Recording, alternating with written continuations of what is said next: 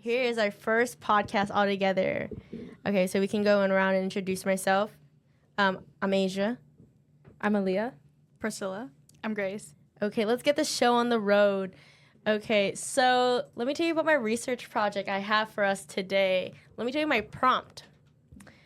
Okay, so my prompt right now for you guys that I was really interested in is, can a person's demographics lead them down a path to adopt characteristics and patterns that will become a part of their identity despite their free will? So before we really get into that, I want to know what everybody's reasoning of their interest of wanting to be a part of this podcast. And we can just go around like popcorn and just say why we were interested in it. My reason of interest of joining this podcast is because I have watched podcasts and I've always thought that that's interesting, but I'm bigger on ASMR. But also this group kind of, I was like, oh, I bet a lot of us would have something cool to say, some questionable stuff, but I would like to, see what everybody's thinking. Yeah, I agree. I feel like we don't know each other as deeply as we think we are. And we've known each other for about 3 years, and we don't know this topic together. No, definitely. What about you guys? That's kind of the same for us. We skipped a lot of very basic get to know you. Yeah, we actually did. I didn't know her favorite color for a long time. Yeah. Whoa. But it's what's funny?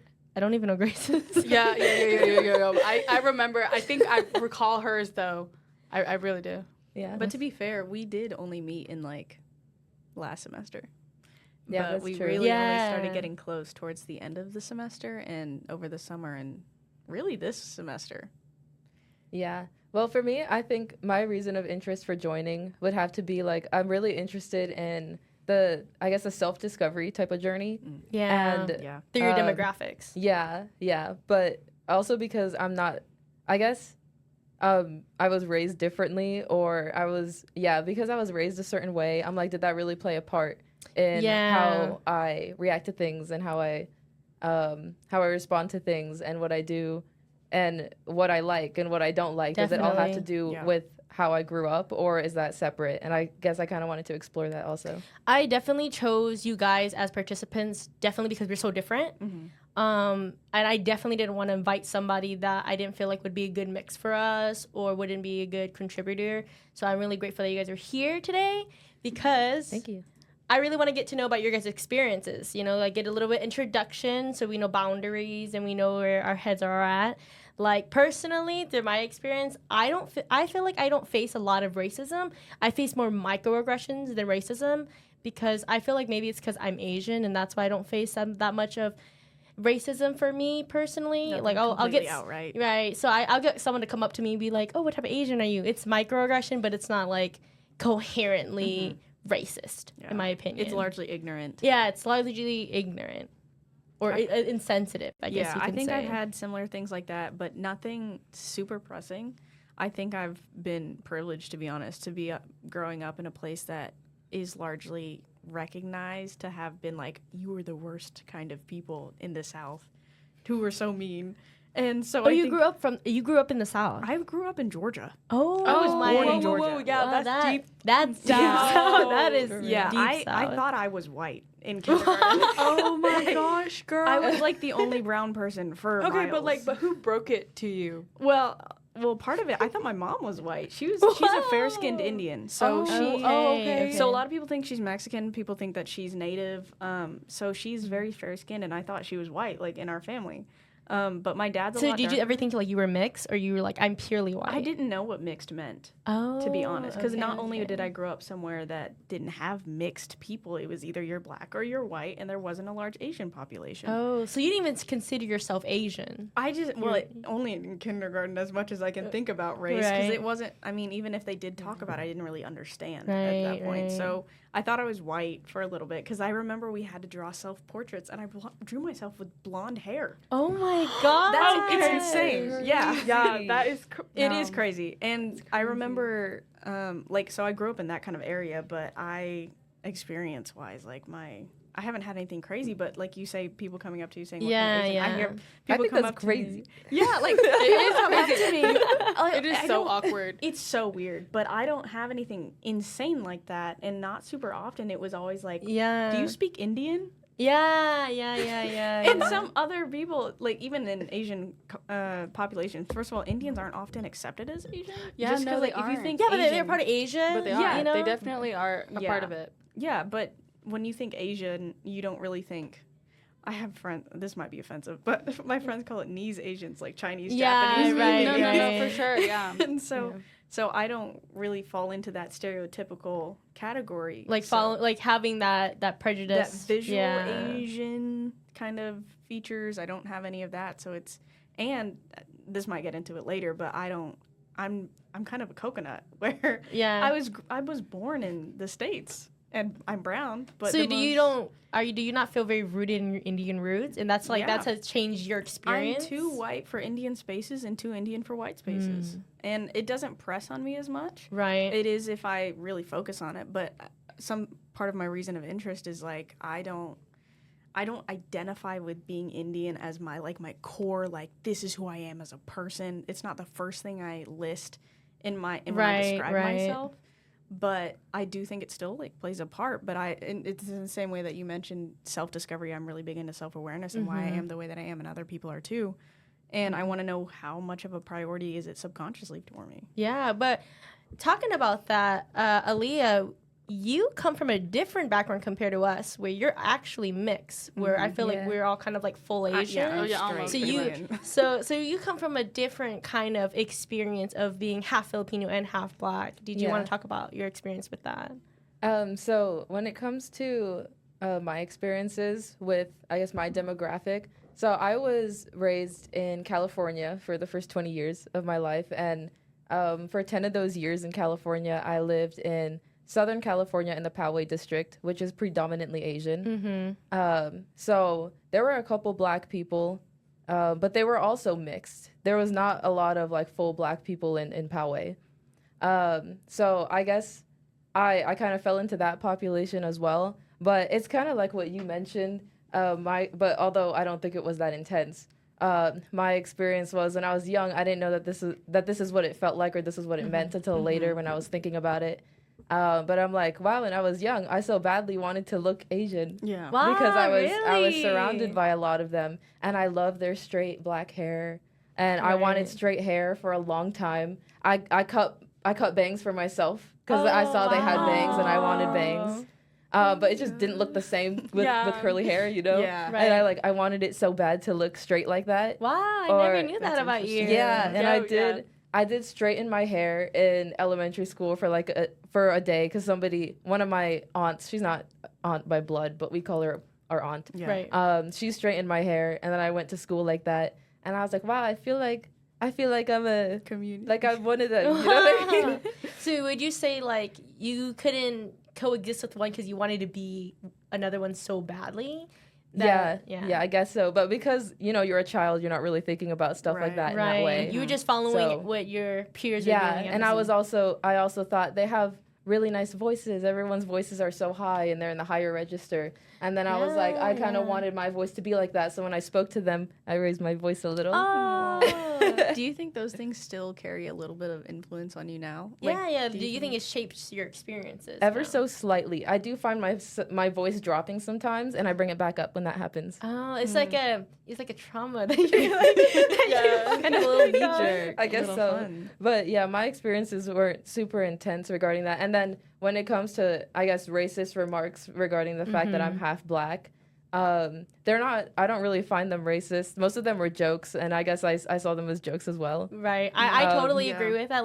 Racist jokes don't get to me at all. Yeah. Because I think they're really funny, and some people might think they're really if you're degrading. going to make them racist, you have to be funny. They have to be good jokes. They have to be really funny to get to me. Yeah. Yeah. This goes a little bit off topic, but one of my favorite racist jokes that I saw Go for it. This professor, when he was talking, and then he was like, so what was being sold in the 1800s? And then a Black guy raised his hand so that he could answer the question. And then he was like, correct. And I was like, that's pretty good. I kind of like that. I can't say that my experience is at all similar to that because I obviously never tried to look so hard to be Asian because I was like, oh, I'm Asian. And I'm very founded into my roots. So I never ever had complications with knowing who I am. But That being said, Gracie, you are from California. Yes. So kind of talk about that experience, because I don't think you told me if you were raised a lot with other Asians. Yeah, or no. people. Okay, yeah, no, I was thinking about it, and I was thinking about what Aaliyah and Priscilla was saying. But honestly, I actually relate with Priscilla a little bit. Not that I thought that I needed to draw myself, portray myself as white. To be fair, it was kindergarten. Yeah, no, understandable, exactly. Yeah, and but you know, like with both of my parents being immigrants, and then them like moving. Yeah, your parents are immigrants. Both so of my it's parents are immigrants, so it's actually I feel like it's really different because. My mom mainly, she really wanted to raise me a certain way, like white. Like, she didn't want me to be traditional at all in my culture or anything. Yeah, like, if anything, if I had to really think about it and, like, I was, like, searching deep in my freaking head, and I was like, my parents did, like, their biggest to not show me anything of my culture at all. Yeah, so, and I can't relate to that. So, yeah. My parents are very Hmong, and they're very traditional, and that's why I'm so in tune with my own culture. Mm-hmm. Yeah, and my so, parents are also immigrants, but we had a very different upbringing. Yeah, exactly. Yeah, no, for sure. Do you feel like them trying to erase who you were, like, change your experiences? It definitely, I feel like it has super made a big impact on my experience of being, like, I am fully definitely Asian, you know, through blood. Through blood, yes. Yeah, and, like, but it's crazy to know that I know I'm Asian, but I don't know anything else other than that. Like, because the, like, just the background of all of our history and stuff like that, but, like, me never truly understanding that. And, like, them just telling me things, but not, like, me knowing per se is kind of like it just made me feel weird. So that was a little rant. But being in California, even though, you know, I was in Minnesota and, like, I was, like, a toddler and, like, I didn't really, you know, we didn't have to do anything until, like, preschool, kind of kindergarten. And, like, I was actually in, like, a diverse area. I want to say diverse because there was a little bit of this, a little bit of that. There was, like, you know, there was enough white people. There was enough there was literally enough everybody. There was. So you had like growing up, I like Aaliyah. I only grew up with Asian people, but it seems like your group was very diverse. Yeah, no, I actually had a very diverse group. There was exactly. There's nothing else to explain other than there was definitely. I saw pretty much every group there was, and so but like I didn't like. I guess because I grew up kind of white basically, or I was raised to be kind of white. That like. I didn't really, like, see skin like that, you know? Like, it was just everybody's, whoever their name is, you know, and what their face looked like. That's how I remember them, not that they're black or they're Asian and stuff you like truly that. didn't see color. No, I seriously didn't see color, Like, I would have friends, some of them mainly were Asian, but that's just what I ended up in. Was that hard because you didn't really know who you were, so you were like adopting everybody? I was adopting everybody. No, literally, or everybody was adopting me, I guess. Yeah. And so it was kind of weird because when you put it into perspective, that I didn't think about it like that. Yeah.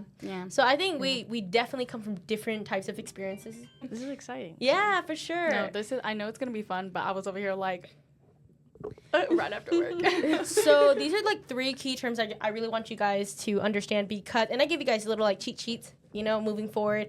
I really want us to be on the same basis of these definition of words because everybody's going to have their own definitions, but for sake of conversation. For sake of conversation, I want us all to be the same path. So you guys are giving your notes, but you guys can go ahead and you guys can read your guys's. So we all have confirmation of like what they are. Okay, so a stereotype is a simplistic, overgeneralized belief about people and or ideas. Demographics is statistics that describe population and their characteristic. And discrimination is negative behavior towards different groups. Okay, and I didn't put prejudice on there, but prejudice is basically an attitude, and it's not necessarily like an action versus like discrimination is considered a behavior that you have. Okay. So that's why I really wanted you guys to have those definitions. So moving forward, we can use that word like discrimination as its founded word. But let's continue on to the next one. So let's talk about minority groups, okay? So I would say that I am from a minority group, but I never think of it as a bad thing, and most people do. So what do you guys think, in your personal opinion, like what do you see as a minority? I guess for me, I know I am part of a minority group, but I also know that Asia is like huge. Right, yeah. Right, so exactly. It's weird. It is a large population of like the world. I know it's not the largest in America, but at the same time, I feel like that's changing a lot. So I mean, we are technically a minority group, but I feel like that's more by a familiar definition. Like Yeah. especially here at OSU, very diverse and very well, maybe not diverse is the word, but at least there's a lot of international students, and the largest of international is from India. It's kind of weird because, like, if I was to go to Asia, I would no longer be the minority group. Exactly. But, like, I come to America and I'm considered a minority group. So it's, like, really confusing to me. Right. But obviously, like, your idea of what a minority is like, I completely agree with that 100%. And, like, you were talking about how you had this diverse group of people around you growing up, and I really saw that more in, like, Kansas City, Missouri, where I was there for about 3 years. And I was seeing that a lot more in Tulsa, Broken Arrow area. Oh, yeah. So I went to Moore Elementary for about a year before I switched to Jinx. And this area is more diverse because it has just more diverse people. Jinx was a little bit more, I would say, it was definitely diverse, but it also had a large Burmese population, and it had a more diverse of everyone. But I don't think it was a minority. I think it had it, Yeah, but I you feel couldn't like really tell. I feel like with me and Aaliyah growing up, like with a lot of Asians, I didn't even realize I was a minority until like high school. And I will always say, like, I didn't know white people had black hair until like I went to high school. Dang. So I never thought I was a part of a minority because Yeah. I was like, oh, I'm always around other Asian people. And then as I grew up, I was like, oh, there's not a lot of Asian people. If that I'm lives going to in be America. honest, like, race wasn't really a conversation in my house. So I kind of had a similar experience of I didn't see color as much as I saw people, even though I did see white people. Like, my godparents are white. And so being around it was just a normal thing for me. It wasn't like, oh, we're from different places. We have different cultures. But I did have different places that were largely Indian. We went to an Indian church away from our, like, normal church. And that was just an Indian space. But I never really, I was like, these are my people. Like, it wasn't anything crazy like that. I went to an Indian church a couple years ago, and I was there for about 8 years. But that's once I was a lot older, and I could recognize the cultural significance, the dress, the language is, I think, the biggest barrier. And that's the biggest thing I see about minority groups is that language barrier, I think, is the biggest thing that sets us apart. Sure. Yeah. That sets us apart. But I didn't see myself as a like minority.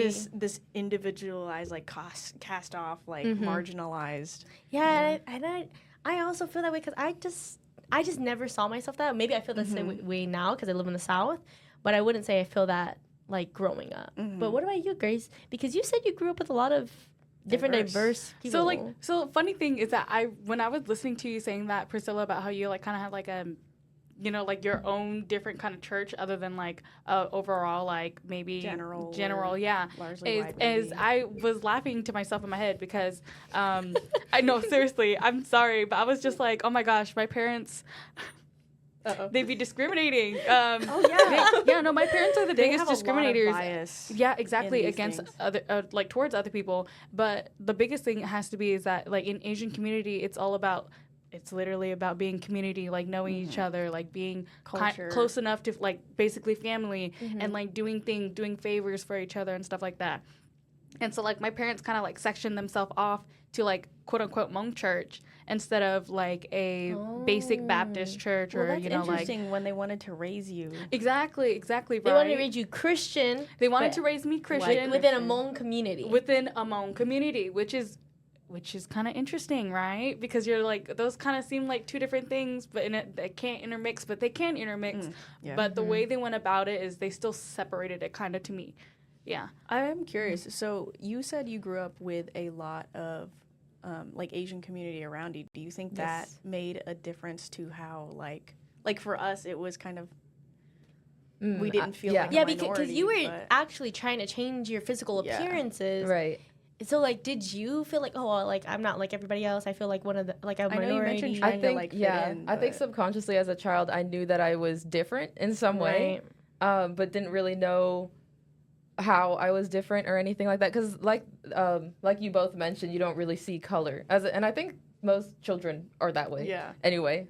But yeah, I was kind of raised where, so my mom is Filipino and my dad is black. Right. But they kind of raised me in a way that's neither Filipino nor black, because they wanted, like, this medium, I guess, and kind of separated me from both parts of it. it's kind of funny because my mom was like, I don't want you wearing wigs and I don't want you to have a weave because that's too black. Whoa, And then I never knew that. But that is your own choice, though, isn't it? Yeah, but it was I guess it was her preference that she wouldn't want to see us wear a weave or anything like I that. remember you mentioning that with braids too. Yeah, she mentioned that with box braids and like when I like having a lot of braids in my hair or anything like that, or tight braids for that matter. She was like, it would look too black.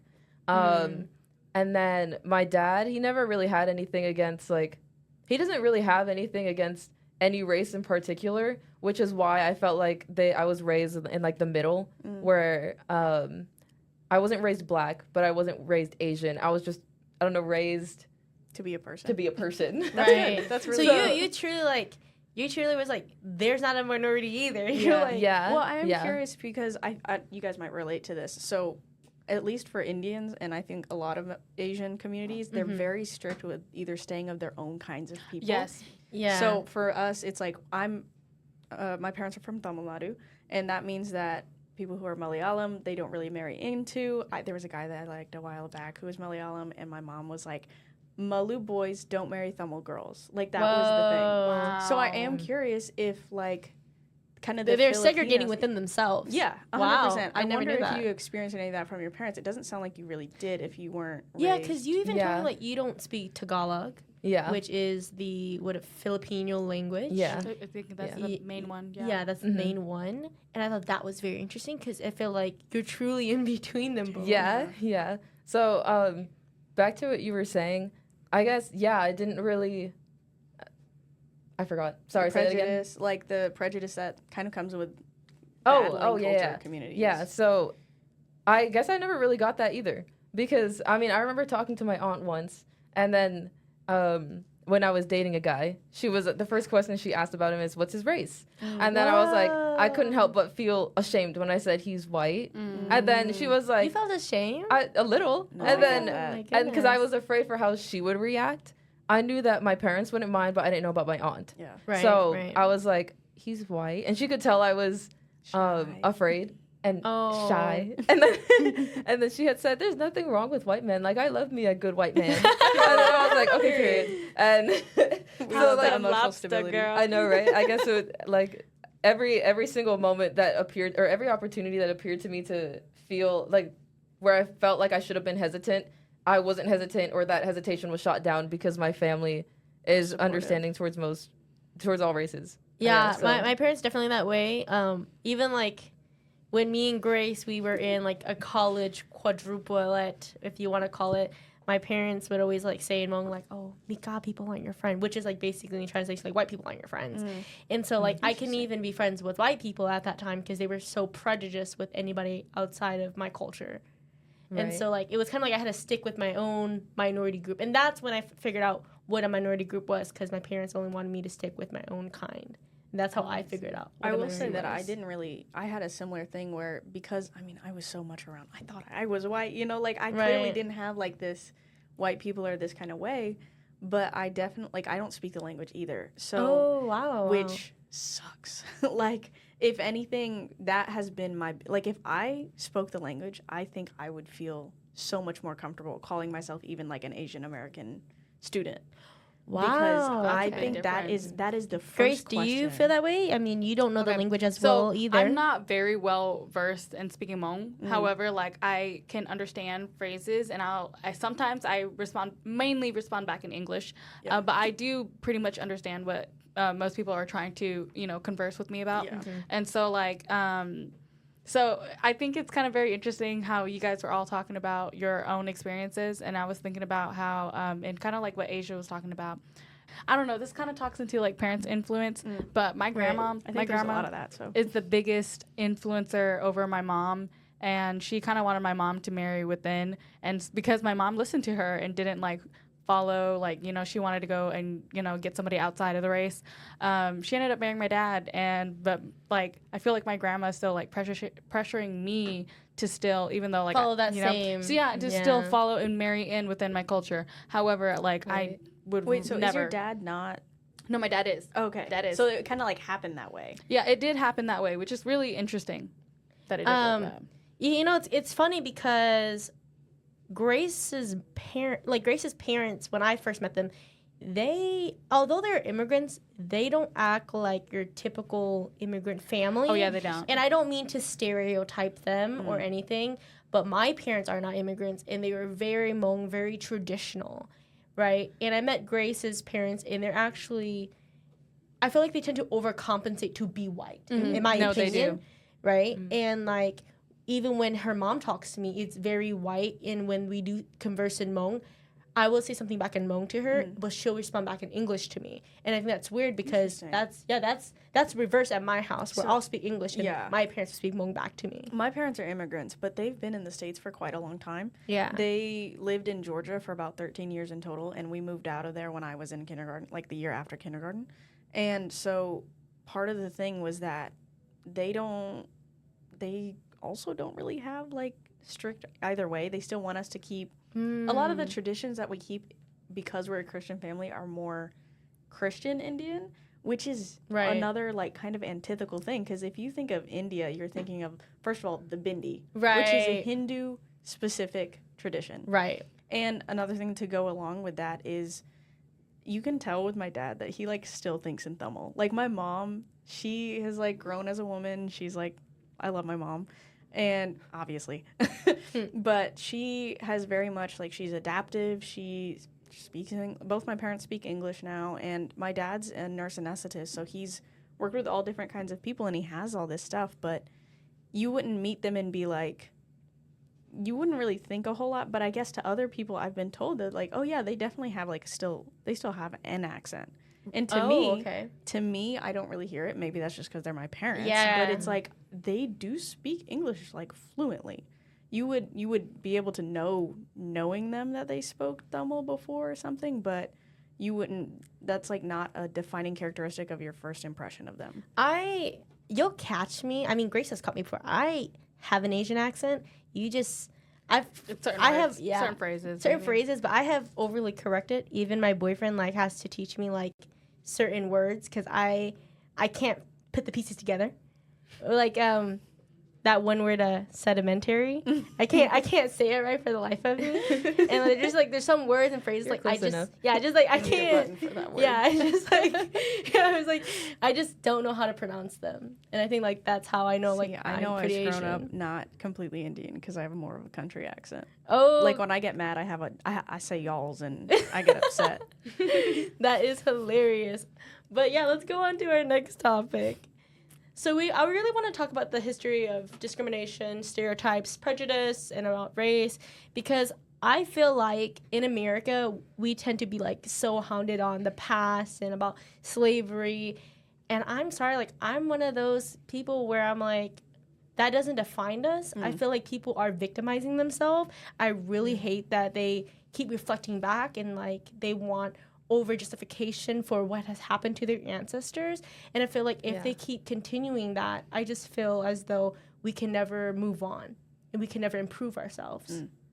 Yeah. I have a question directly at you. Knowing that you are half Black, do you think that you are affected a little bit more by those kinds of, like, history elements? Yeah, that is a good question. Affected by it?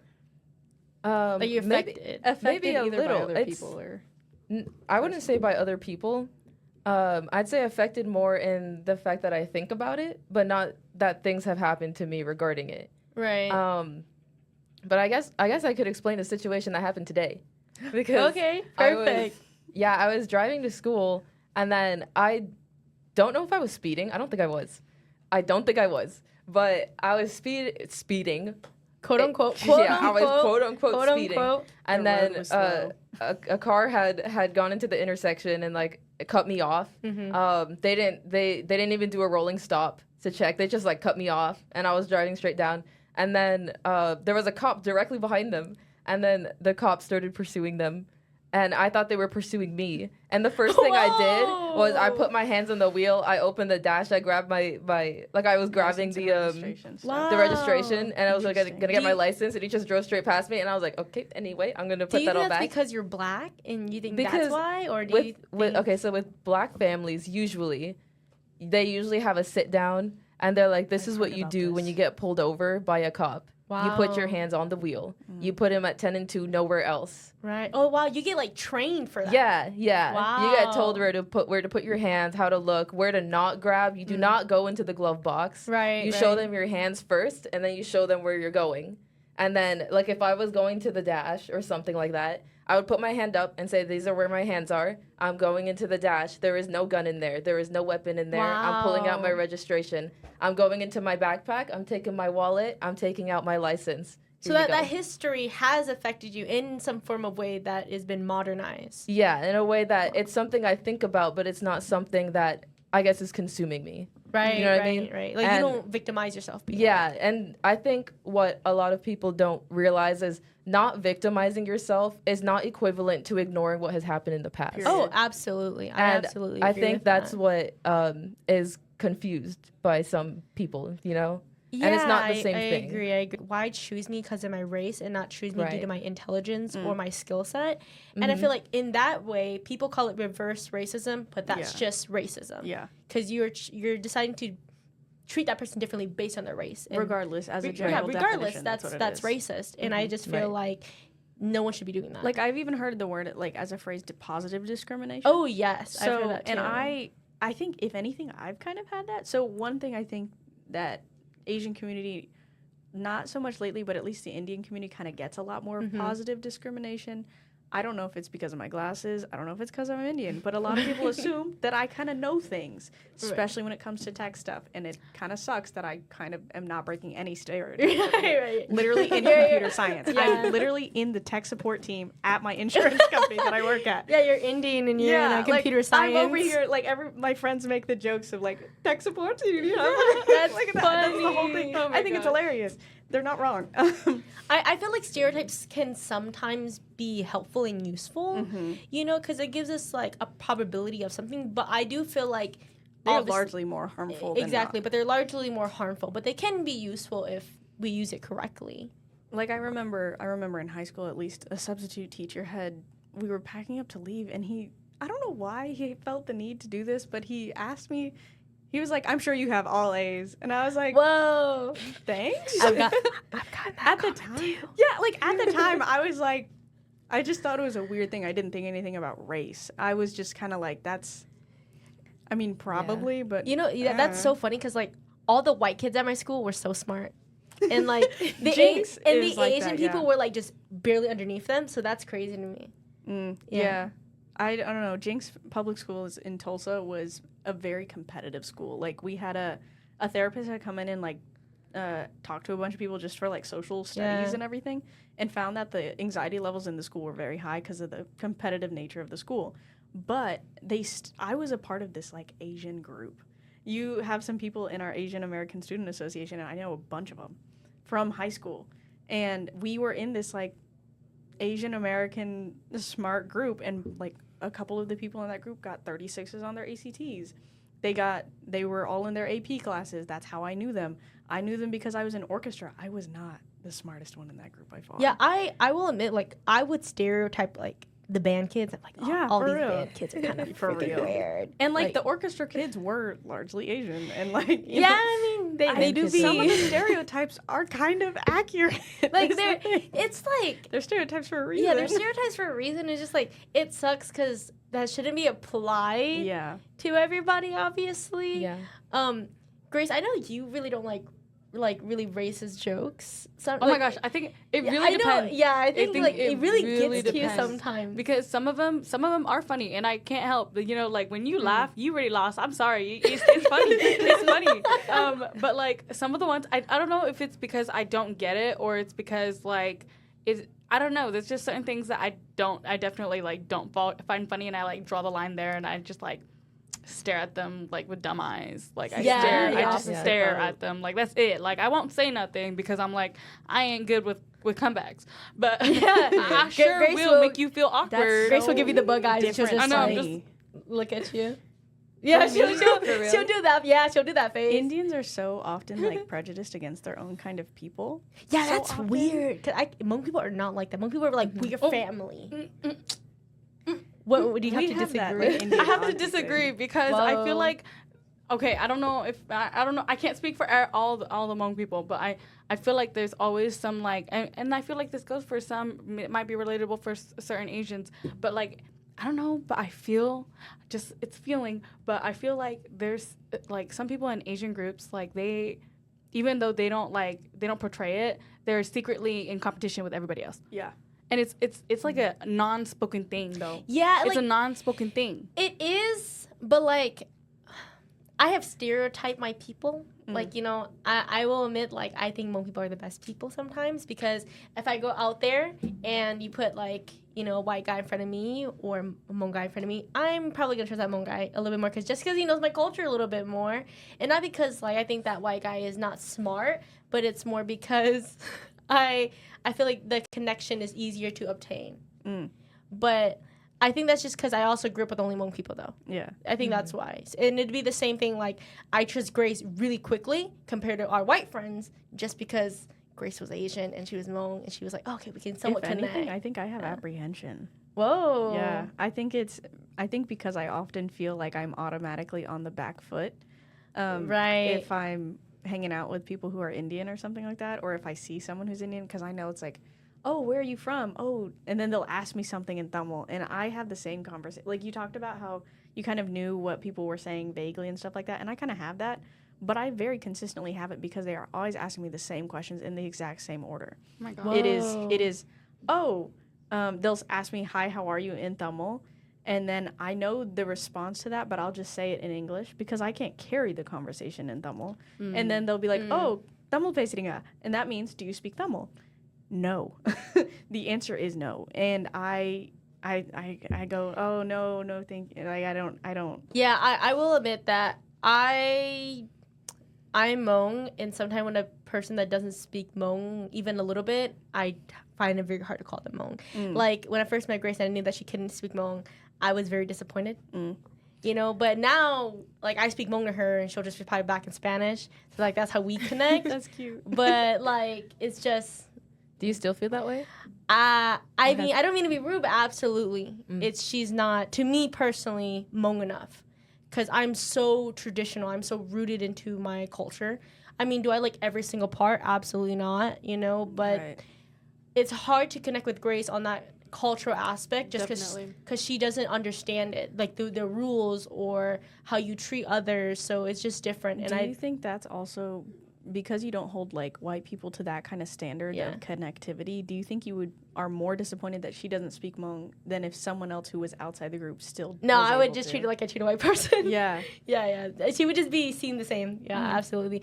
But Grace does follow like certain cultural traits that it surely will. It's like, I think it's because like I adopt, and I think the biggest thing is like it's just adopting certain things of your culture. It's that you don't take the full thing, you don't try to portray yourself as the full thing, but you do keep what is like genuinely important to you with, you know, as you just do what feels right. Yeah, because I remember, like, certain things that are racist, it'll get to me, but I know that it'll get to Grace, too. And I think that's where it comes back to, like, yeah, that's a little bit degrading. I, like, want to talk about that one story, how we were, like, in Walmart. We were in Walmart, and you know how, like, that one lead that came over and was like, aren't you from Thailand? And I was just like, no, I'm not from Thailand. Bro, man's randomly came to us, and he was like, hey, Grace. And then he was like, are you from here? Yeah. And I was like, I'm not going to let Grace answer because Grace tends to, like, you know, let people walk on her sometimes, just a little bit, because she's just friendly like that. And I instantly answer for her, and I go, yeah, we're American. So, like, because I was telling Aaliyah, like, I don't see myself as an Asian. I only see myself as an Asian American. Because we are completely different breeds compared to Asians. Like, if you live in Asia, it's a completely different culture. Absolutely. That's why I can't say that I'm just Asian. Because, like, there's a different contrast, obviously. And, like, even if I was to go to Thailand, like, my grandma goes to Thailand, right? And they know she's American. Like, they just know based on her demeanor and everything. So it's different. You can't help but, you can't help but notice it. I do have a question to Aaliyah regarding the language. Because you don't speak the language, do you think that changed how your family operated or distant family operated from your mom versus your dad's side? I guess the only difference would be that we're speaking different languages. To be honest, it didn't really change anything. The relationships are still there. And, the friendships are still there. In fact, I've been to, I'm not super close with the Filipino, or super rooted in the Filipino side of me, or the black side of me, as I mentioned. But I've been to the Philippines 4 or 5 times. Wow, period. And they know that I don't speak their language. I mean, they look at me and they're like, that's a black woman. She wouldn't know our language. Whoa. But there are dark Filipinos, though. There is. Yeah, There's a really darker but complexion. I think they can tell, Like I think it's just like the way our faces are sculpted is different, Yeah. It's not going to be the same as I don't think that my face has a lot of Asian qualities. Do you think your mom I actually disagree. I think so too. People always tell me that, but I don't see it. Do you think that your mom discriminated against herself as being a Filipino and not making you want to embrace that Filipino culture? My mom has told me, "Oh, that's why I don't like that person. They're Filipino." Whoa! I think you have the same thing that us as Indians do, where there's this. My mom not my mom necessarily, but we have a massive distrust of India in general. I personally don't like India, because there's the corruption level. I think is the biggest thing. I have to because your guys' cancer culture's so yourself. Much stuff. Real, because we are you go to India and it's not trustworthy. If you even look like a tourist, you're gonna get scammed. Yeah, you're gonna get scammed. There's so many videos on that and little shorts. It's terrible. I part of the reason why I never we've visited India twice, and I was too young to remember the first time. I have no desire to visit. I have no desire. Ever? Yeah. Unless my spouse at some point is dying to go out, I'll go to the hotel and I'll sit there, there's good parts in India too. There's a richer parts in India that are beautiful. That's the thing is you're still, if you go shopping, if you don't have a translator with you, something, if you're not tipping super well with everyone you're talking something's bound to happen. Something, even food practices there aren't safe. Do you think you're stereotyping all of India, or do you? Oh yeah, 100%. 100% I am, but it's also because of the direct experience of not only my family, but also visiting, and also the attitude my family has having grown up there. Right. So you have people like my parents who, born and raised in India, are going there and being like, okay, don't look at them too long. Hey, keep your keep your head down while you're there. There's, actual safety concerns. Women should not be going out at night. Things like that. And I feel that way living in St. Paul, Minneapolis. Going out at night, it's I'd be anywhere. The crime rates. It's not just crime. There's also just dogs. Dogs are not the same there as they are here. What do you mean by that? Actual dogs. They will kill you in some parts. Wow. They're like hyenas? Stray dogs they're very rabid, whatever. They're very intense. And street dogs there, dogs are very much not taken as pets there. It is very common to, very, very seldomly, it is very common to meet Indians who are afraid of dogs, or Indians who just aren't super comfortable around them and things like that. So, yes, they are stereotypes, but they are there for a reason, especially if they were born and raised like I said, in India. Sometimes stereotypes can be helpful. Yeah. But I noticed that every time you both are mentioning that stereotypes could be useful, it's always for a cautious sense. Mm-hmm. Yeah, so you think it's useful for just caution, to make yourself feel safe? Yeah, it's still coherently wrong, but I would understand but to an extent. Yeah, to an extent, obviously. I think my prejudice comes in with stereotypes. Also, knowing my direct experience as someone who is not so rooted in my Indianness. For example, the language barrier and things like that. I am not quick to make friends with people who are Indian.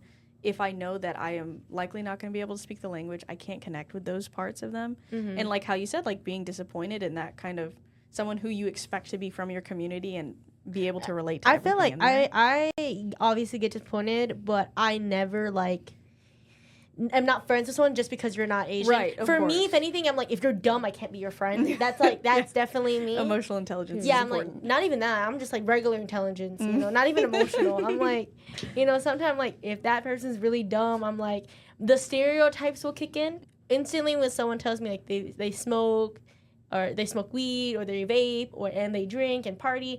I'm I can't be your friend. That's so real. You live a certain life I'm not wanting to live. Yeah. That makes sense.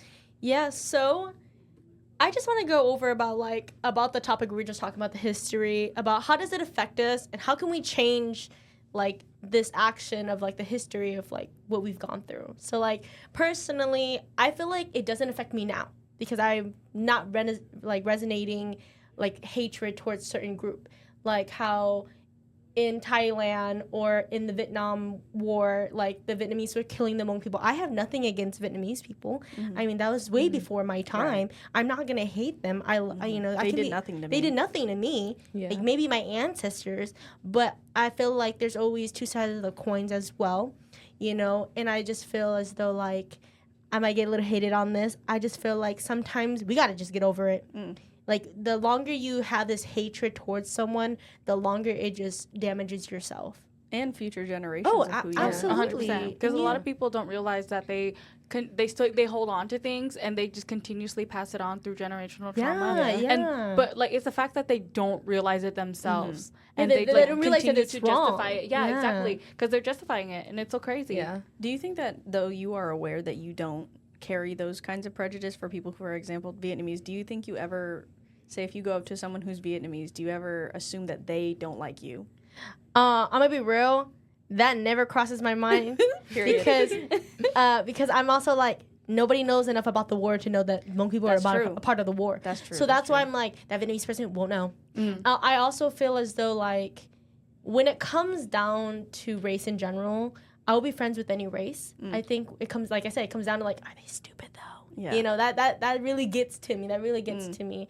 And I feel like I'm just not truly affected by this, but I feel like in order to move past this, I feel like it's good to educate ourselves of that. If we continue this path, we are just going to degrade ourselves even more. Right. And I just feel like then we will long for like self-affirmation, and it's just not good and healthy for all of us. I think it creates more division. Yeah, it does. It segregates all of us. Like how your people hate each other. Like they're literally segregating themselves. They have this like facade of community, I feel like. And I'm probably I'm probably one of the few people who's super vocal about this, but with newer generations, they do talk about a lot more of the inner prejudice about it all. Yeah. And stuff like that. But how do you think like you guys could like fix that?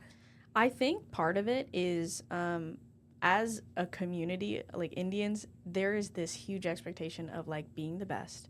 And being seen as the best is so much more important than actually being the best sometimes. Right. So, you have families of like how we are seen, how we're perceived, how other people view us is so important. Even in the church, which is terrible.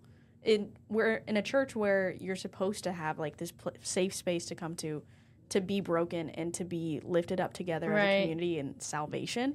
And even in churches, you have families that are trying to one-up each other. Yeah, so you're saying, like, in a perfect world, we can be a great community. But we're not in a perfect world, and there's going to be segregation. So I guess you're right in the sense of, like, we can't just put a Band-Aid over how we can fix this issue. Yeah. Because there's just, it would be a ground-up breaking to the foundation of how people... And the other thing is, when it comes to history and exactly what we're talking about, I'm, like, not a part of it. Like, that's like, what I'm saying. I have this small... influence when it comes to like school of where I fit in. Like we have Black history is American history. Like that is. Yeah. How do you feel about Juneteenth? Did you think that self-affirmation is good for America? I'm gonna turn that one towards Olivia. She said, "I don't have opinion. I'm not gonna say it." I have an opinion, but it's.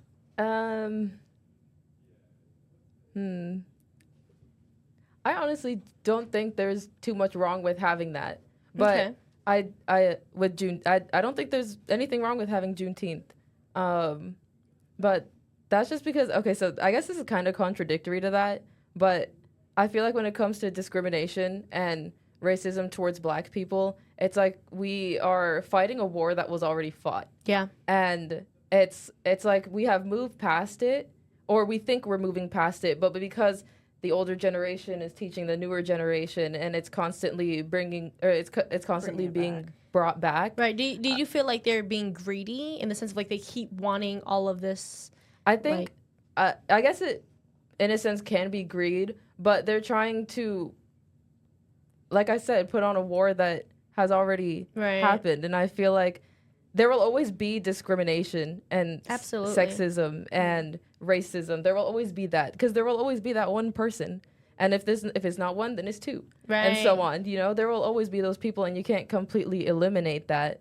But I think we have to accept that it's there. But you can accept that it's there and not be a part of the problem. Mm-hmm. Yeah. You know what I mean? I think awareness is always good. Awareness I is think, because I think that's the only thing that you can do for yourself is Right. that you can control your own actions and like how Asia says she doesn't let anything affect her. Yeah. And I think that should be what the main thing is that, like, I don't know if it would be more of like a taught thing. Obviously, I guess it'd have to be taught. Well, the thing is, my parents did not have that talk with me, though. That Exactly. racist No. talk. I'm with And you. that's I'm so with you I on grew that. up. I didn't even. That's what, like, when you had talked about your story about the police story about having to put your hands up. I never even got taught that. So, like, that. I think that I hear that is a very common thing for Black families to have, but I Yeah. also don't think that that's a conversation that shouldn't be had by most families Right. when it comes to respecting authority in general. Yeah, but I yeah. think, there's like a I reason mentioned for before, it. yeah, I think like what we But they're mentioned instilling before. fear, and that's different, though. And that's why it's so much more Yeah. But where is damaging. the line Yeah. of instilling fear versus being aware of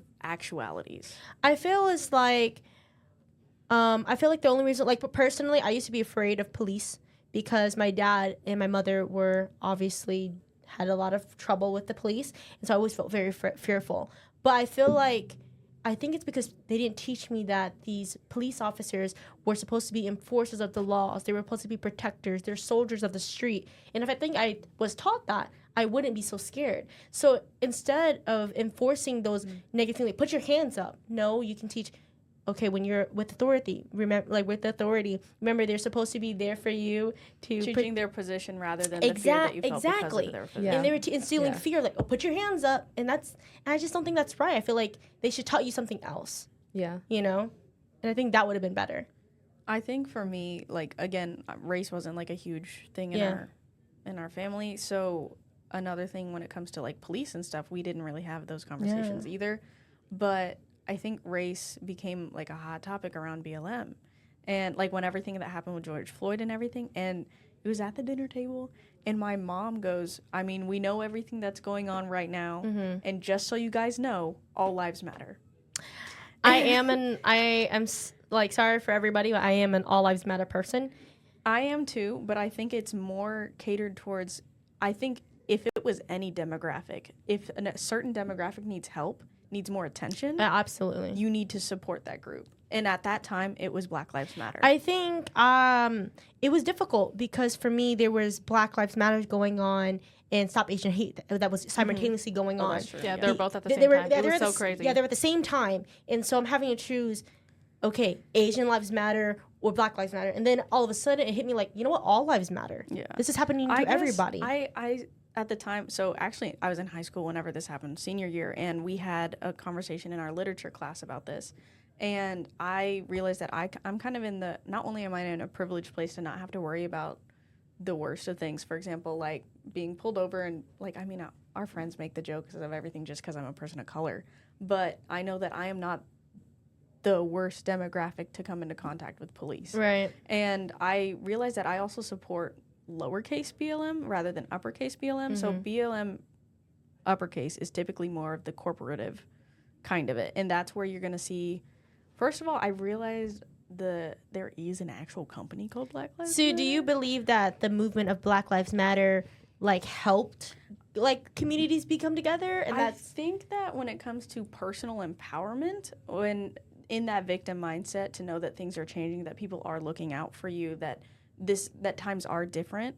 But I think that in capitalized BLM, it is this very like, we are still victims. I think there is a lot of systemic things that have been slowly built over time, but I don't think that there is like, it's a whole like hate the game, not the player kind of thing. And I feel like, you know, this is my opinion, but I will say white liberals in my, you know, for everything I've seen on the internet, I feel like they tend to victim us a little bit more than ourselves. And I feel like that false, I've seen those and those false misinformation, you know, really gets to us and really gets into our heads. And then that things are White savior idea. Exactly. And I feel like in order to even like make the community come together, we have to say we are not victims. We are not part of that past. If you and think you're of us like holding victims, exactly, and they're holding us there. And I feel like in order to really improve our lives, is to teach them like we're moved past, but they're wanting to make us hold on to it so strongly. I even saw an interview. It was a street interview, and in like a more it was like a street in like New York City or something. I don't know. But they were asking people like, do you think it's right for voters to show their ID or some kind of certain verification? And they were like, do you think these voter laws are racist? That was the question. Do you think they're discriminatory? I don't. And some people were saying, like, I think they are. Like, I mean, those people, they may not have all the access to these things or this place or whatever. And then they went to, like, low-income areas and specifically asking, like, a black community. And they're like, well, no. Like, I have to show my ID. Well, yeah, of course I would. So I recently just found out that felons can't vote. Yeah. And I was like, I think the verification to see an ID is very important. Yeah. Because those felons can't vote. Legal immigrants can't vote. So the use without an ID is just like... I mean, it just makes sense. I mean, you're part of the system that you're voting for. Exactly. And the people who are... What I found interesting is they told the lower income areas, they were like, oh, yeah, this is what people are saying in higher income areas. Or this is what the white population is saying. And they're like, why would they think we don't have that? Yeah. Like, why did they think that about us? And I feel like that comes into play a lot. I absolutely agree. So let's it transitions to like the topic of like free will versus our influences, right? We're right on topic. And so now it comes down to like, I have used my free will ability to completely reject my stereotypes, completely reject the prejudice that comes to me. And that's because like I am my own individual and I'm so set on like choosing my own path. People could say like I'm like a white conservative because I'm so heavily like conservative. And I feel like I've used my free will to do that though. But like, do you guys feel like your influences impact you more, or do you feel like your free will impact you more? It's definitely my free will for me. For sure, yeah. From your experience of what you said, it seems like your free will really affects you. I've always been, we've all been raised as individuals, you know, but like I always took my individuality as something, very rooted into who I am. Like I always think my individuality is one of the most important things that I could maintain. Right. And I guess build on over time. So I think that, with my free will, I'm not gonna, I never let those discriminatory remarks get to me, which is probably why I find racist jokes of all kinds funny. Yeah. So last night I was telling Asia, I was like, the biggest insult you could give to me as a woman who is pursuing computer science, who cares so much about my education, who is also an artist, I'm like, is calling me stupid. Yeah, we talked about that. I will throw my hands.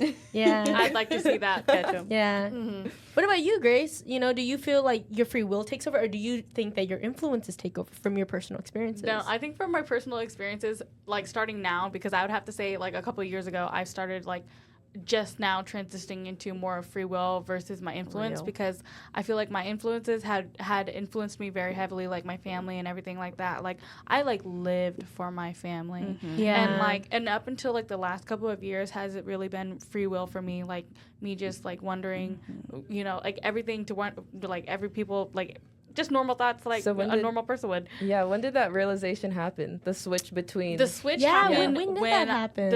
I think the switch happened once I realized that I don't want to be anything like my family. Right. I don't want to be anything near close enough like my family.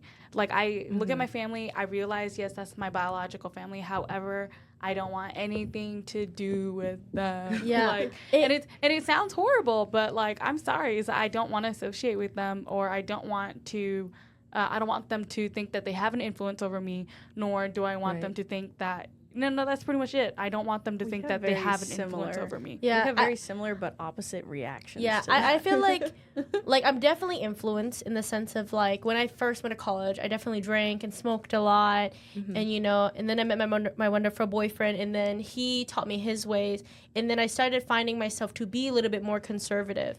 And I was like, oh, you know what? Like, Maybe I do think yeah, this way. I was like, maybe I do think this way. I think it's just like I was truly following the crowd of my influence at first, you know. And that happens. And I was following my demographics. But, you know, and then I realized, like, with being in an interracial relationship, I was taught so many things of, like, you don't have to just follow this group. You don't have to have a mind hive. And then I think that's when I started to use my free will just recently of, like, you know what? I don't care if people hate me. These are my opinions. So I would actually say that I'm in the same boat where my influences were very heavily used on me, but it wasn't so much of like Indian influence because again, Christian household also kind of cancels out a lot of traditional Indian things. Mm-hmm. But I was like raised to be a wife. I was raised to be a mom. Like I was built family oriented. It is so much of Indian culture is just based on family. Yeah. For a little bit, I wasn't even sure I wanted kids. And, like, if I did, it was going to be raising them on my own. But I also know that I'm kind of a hopeless romantic, so that wasn't going to happen. But it was also just, like, that family-oriented thing was, like, something I had to come to value myself, even though it was pressed on. My free will kind of turns into me kind of making peace with them, or at least having some kind of homeostasis, because I'm not in the place where I'm like, I want nothing to do. I have to move back home after I graduate. Like I can't disappear. Like, and I feel like, you know, like from Grace's, I'm like, you know, from your background, I feel like your parents don't have that free will, and my parents don't have that free will, and I'm like, they don't. They're like stuck in their own ways in a way. And I'm like, how do we teach these people that they can just do it? It's very interesting when it comes to like having that free will is such an American idea. Yeah, it is a very American idea. It's very different. And, like, I see that a lot when it comes to, like, for example, I am also interested in a white boy. And seeing the way that their families work is insane. Oh, absolutely. Like, you know, my white all-American boyfriend, I will admit, like, even the way he talks to his parents, I'd be like, I would never talk to my parents. Like, it is oddly strange, but I also will feel like, oh, it's so refreshing. Though. It is. Yeah. I've been very accepted by my person's family, and I'm like always like, do they like me? Do they like me? I'm like, I'm the only brown person at this Thanksgiving, like that kind of thing. But the big difference, I think, for me when it comes to the way my family sees other families, specifically my parents, is even though we are in this Christian Indian demographic, they still kind of hold this odd, like, anything outside of our family structure or beliefs is secular. Right. And that brings in this Christian value that sometimes white people are very secular and white people are very like everybody else. So I prompted moving out with Aaliyah, actually. We wanted to get an apartment together whenever I moved back to Tulsa. And my mom and dad's response was, sounds like you want to go live on your own, live like everybody else. Yeah. And this correlation, that individualistic mentality is so bad. Negative, Is very bad. I think whenever I hear about her parents, it's so hard for me to believe.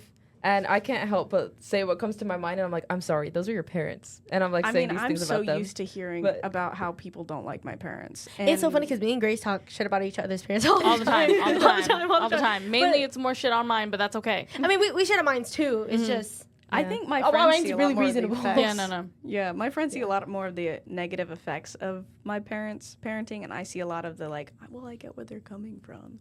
But I also know that a lot of it is that, for them, I think they have a lot of influence, especially from their race. But I don't think it's because they're Indian, it's because of how they grew up in that Indian community. I absolutely feel like we all have finally used our free will to, like, do things. But I think it has to do with our stages of life right now, of us finally, like, moving outside of our family, becoming young adults, and trying to discover, like, who we are. And I feel like, personally, for me, I don't like to admit this, but I am easily influenced depending on who I am with.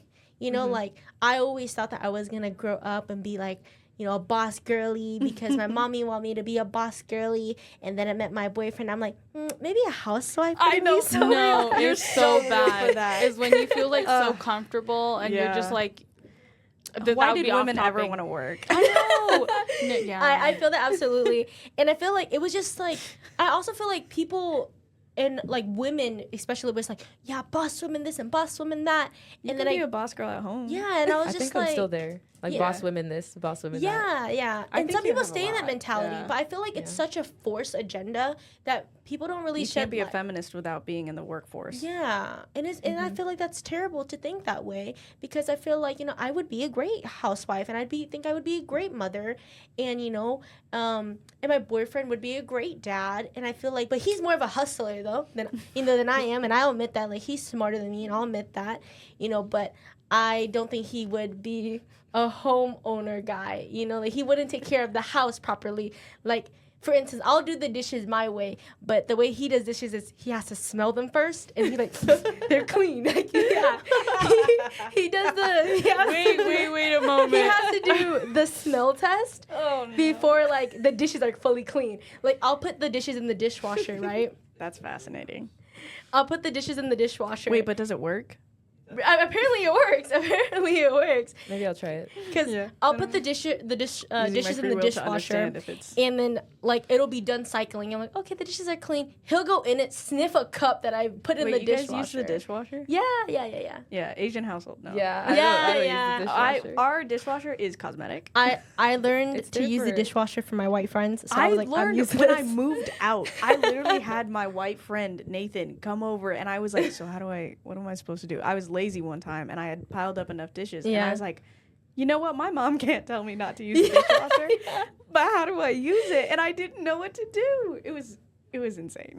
Yeah, and like the dishwasher is so much better to use anyways. It saves water. It actually cleans them. Yeah, and it sanitizes them. But in my head, I still feel like I have to do the dishes by hand. But I also wonder, well, part of the influence is like my parents want us to have discipline, which I don't have. But like, you don't have discipline. I don't have enough Lack discipline. of discipline. My discipline is my boyfriend. He says no, and I'm like, Oh yeah, like okay. I have to. Yeah, my man makes me eat like 3 meals a day now. It's kind of I have to like take care of myself. Look, I don't like to listen, but I know I have to listen to my boyfriend because he will give me the biggest "I told you so" moment, and I absolutely hate that moment, and I get that moment every day. To this day, I still get the "I told you" moment. To this day, he's like, "That is stupid," and I'm like, "I disagree." And then 3 days later, I'll be like, "You were right all along." Like, I just know. That's so funny. So I guess, like, technically I'm still following my influence, but it's still like my free will. My of, influence like, of doing dishes is still there by hand. And like the feeling like the dishwasher is like a loss for me. our Like, influences have like created habits. I was too weak. Yeah. And so I used the Yeah. dishwasher. Yeah, That's exactly what it is. absolutely. Need a button for that. Okay, so this question is, how do we determine if someone is right or wrong? And this is a question I really chose for Aaliyah because it's for everybody, obviously. But I chose this question because we use our free wills. We have our influences that we grew up with. And, Aaliyah's told me that she has a great relationship with her parents. And me personally, my parents were always wrong growing up. So I didn't have that influence. But I feel like, Aaliyah, how do you know that your parents were right or wrong? Because those are the people that were closest to you. Yeah, so I think what I was very lucky with growing up with is that my parents, they raised me, but they also let me be myself and make my own decisions. So I think a big part of that is I got to find who I wanted to be, even if the steps to get there weren't as quick as it would have been if I had listened to them. Absolutely. You know what I mean? So even though they might have known what was right, they would let me make a decision, even if it was against what they thought was right, and let me go with it. Like, one of the things that I could think of was when I was first applying to colleges, I had wanted to go to art school. And you didn't go for art school. I didn't go for art school, and that's because I listened to my mom. She had told me to not go to art school and become something else other than an artist.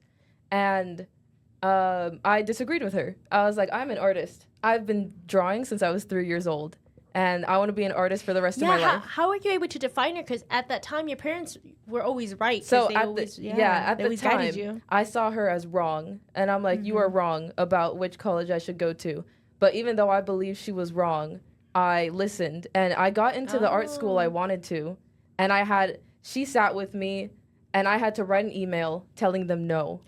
And that was like, I was crying for 2 weeks. Wow. For 2 weeks about this art school so I had worked hard on it for 6 months. I worked on a portfolio, and then I worked on the application, sent the portfolio, and it was of 20 different pieces that I had worked on in 6 months, all graphite, some paintings. My heart is hurting for you. Yeah, And I was that is like- really sad. And then 6 months after working on the portfolio and submitting the application, they had got back to me just within a week and said, we really like your work. We want you to be a part of our college, a part of our school. Gosh. And then You're I was within a going to year. major in studio art there. Yeah, and then I told my mom, and she was actually excited for me, and so was my dad.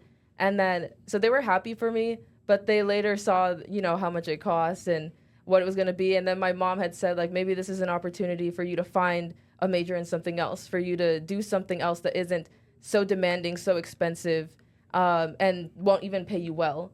And I was like, I disagree.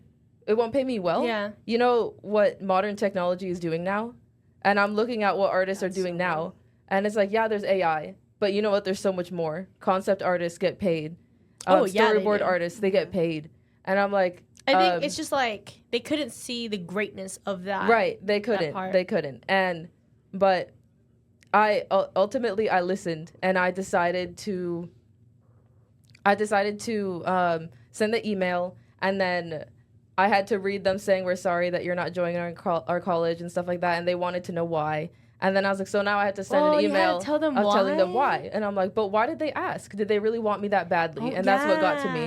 Yeah. Because I was like, a school that actually really genuinely wanted me, and I had to explain to them why I wasn't going to be attending their school. Especially after seeing your work. Yeah. Yeah, Yeah, that's 6 months, absolutely yeah. crazy. Yeah, and then I had applied to 4 other schools, and then I just picked one of the other schools, and my mom was happy. I was not. Yeah. I was not with my first 2 years, and the people there were great. My education was not great. And then I was like, so I was right. So you were right. I was thinking in my head when it was all over, I was like, because I did drop out after my second year at Santa Cruz. I dropped out, and then I wasn't going back. I didn't plan on going back to school, but after the whole thing had blown over, I was like, so I was right that they were wrong. Yeah, I listened. Yeah. And then I think my dad saw how much that impacted me, and because normally I don't show how I'm feeling. Do you think like that was like the trigger that caused you to make more individualized It definitely decision? was. It definitely was, because now I was the one who decided to come to this school, and I was the one who decided on my major, even though my mom had said you should go into something science, you should go into something tech rather than art. And I was like, I didn't want to go into something like that. Not because she told me to go into it, but because I wasn't passionate about it. Yeah. And I just found that I wasn't passionate about it because it wasn't the time for me to be passionate about it. And then when I dropped out of that school in California, I realized that I am interested in it and that I wanted to do it. So I went into computer science, not because my mom told me to 2 years ago, but because I genuinely really wanted to. And that's my free will. So Yeah, I feel like mine's the opposite. Like growing up, I always thought my parents were wrong. They're wrong about everything and every have a aspect. very rebellious spirit. Yeah, every aspect. And then I it feel wasn't that. until I got older, I was like, they're they're kind of right about something. Not everything, but I have like finally come to the conclusion and like the adoption of like, oh, my parents can be right sometimes, but I can also be right on my own accord. So I relate to that a lot. I have this ideology that strict parents make good liars, and I also oh my gosh. I so believe that to like 100%. So with that, Strong it's like I have had this very rebellious spirit from the get since I was young. Well, since probably about middle school, about just feeling like this world is unfair kind of vibe of just like angsty, like they're just wrong about so many things. They just don't know the kind of world we live in. And I don't think that's correct now, but I'm kind of in the same way of like, yeah, they are definitely right about a lot of things, but I think their overextension of what was wrong and the limitation of trying to explore the way that your parents let you disallowed me the opportunity to find my footing on my own, to make the decision. Yeah, to do that. I so agree with that because I think my parents always were trying to overly correct my actions, and I think that was what made me so rebellious, and that made it so hard for me to listen to them. But I think once I was able to listen to them, I was like, you know what? That word right there is right, but you're using it in the wrong context. Yeah, because like you have this umbrella term of like something bad or something wrong or like you're not supposed to do this. For example, if we go into, like, drugs are bad.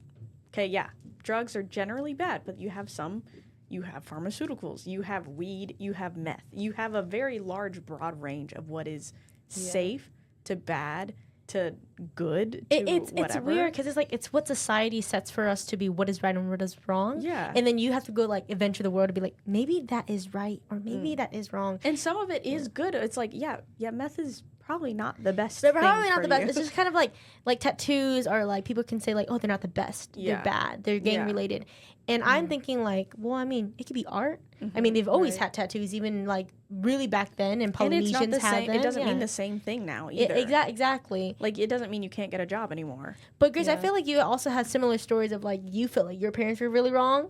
No, and yeah, your siblings were very wrong. I was so enjoying all of you guys telling your stories, and I was just like, hey, I relate right here, really right there. I'm making like tags in my freaking head, and like I think the biggest. I know, literally, I was like, I need a notebook.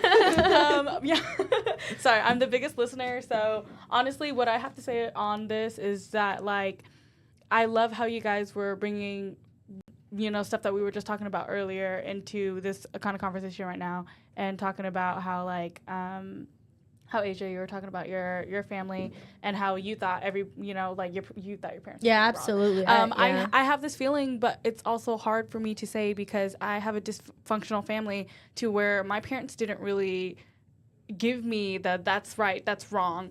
At all. They never gave you that time. They just forced it on you? Yeah, no. They forced what they believed on me. However, because I could see, I basically, what I would say is that I see from both sides. I see both, you know, I don't necessarily see as what's right, what's wrong, is like, because of this, there's two things that can happen. Right. You know, that's how I see things because, you know, like I said, I didn't really have someone guiding me through that stuff. And if anything, I guess I would, if my grandma was still alive, I would have to be like, oh yeah, you know, I'd be influenced by her. But that's mainly you think because your grandma was considered like the right person for you? I think my grandma was considered the right person because to me, she always seemed like she always did what was right to her. And like even though like at her the time sticking by her guns, yeah, no, is literally, your influence. exactly, 100%. And it's so hard because I could see from both sides in this conversation right now, and I'm just like I can't agree on more one side than the other because I see why it's important.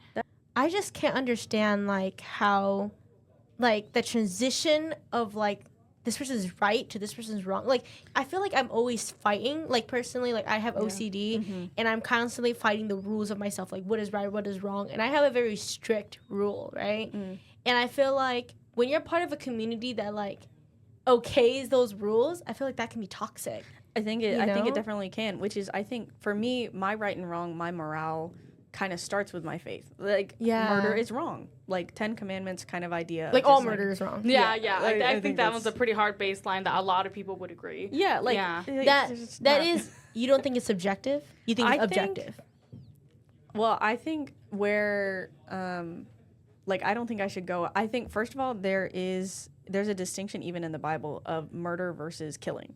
Right. And, like, if I kill an animal for food versus if I murder someone in cold blood for a reason. Like, the difference between, in the Bible even talks about, like, premeditated murder versus not. And that is something that you see in the courts. Like, where does that right and wrong come from? I don't think it's solely based on the punishment is given. I think that things can be morally wrong. Like, you shouldn't hurt somebody or something like that. And so I think that's very interesting because I feel like murder can be subjective. Where do you see? I think it is subjective, but I think the objective umbrella, like, it is. There are some things that I think are general absolutes, and then there are exceptions. It's just like some people were like, murder is all wrong, but I'm like, yeah, but America has capital punishment. America has those abortion laws. America sends soldiers out to go kill people, you know? So I'm like, is murder really wrong? And then, like, it comes back to what's right and wrong and comes back to what society deems it. So I think that's where it's very interesting. That's another podcast. Yeah. That's why it's like even people can say, like, rape is wrong. Well, then you have to get down to the root of what is rape. you know, because people can say, oh, rape is like unconsensual. And I'm like, well, rape can also be this person can consent, but they're under the age, you know? Oh, so God. that's Under what I the said. age of consent. Under the age of consent, Understanding. yeah. But like, but it's so different because like my grandma was 14 when she got pregnant by my grandpa who was 18. Yeah. But my grandpa's mentality was not of a 14-year-old. It was of the age of that 17, 18-year-old mentality. So it was that coherently wrong because traditionally and culturally, she was not at that mindset of that 14-year-old. So, like, it's like a lot of like, what is Nuance. right and wrong. Yeah, it's like what you mentioned. I do think a lot of it is the context of which it happened. Yeah, and the time period is a absolutely. big part of it. Oh, yeah. Like, you, 100%. when it happened is just as important as, like, what happened. Yeah, You know? like if you think back, we can say like, is slavery wrong?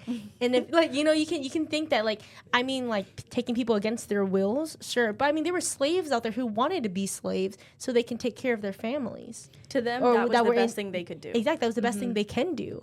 And like you know people Because at the time, there was nothing else that they could do. exactly there was nothing So- else they can do. And Yeah. something they were get taken care of by their owners. So then is slavery that wrong? So it's like it goes into that big topic. I find that super, like, I definitely agree that context of things matter. I mean, again, when it comes back to my faith, even it says, like, slaves and their masters, slaves do the best of your ability, but masters do not use a harsh hand on them. Like, Yeah. be a rightful, just, like, master. Like, do right by them. They Yeah. are, serve them as your family as well, like, even if they're serving you.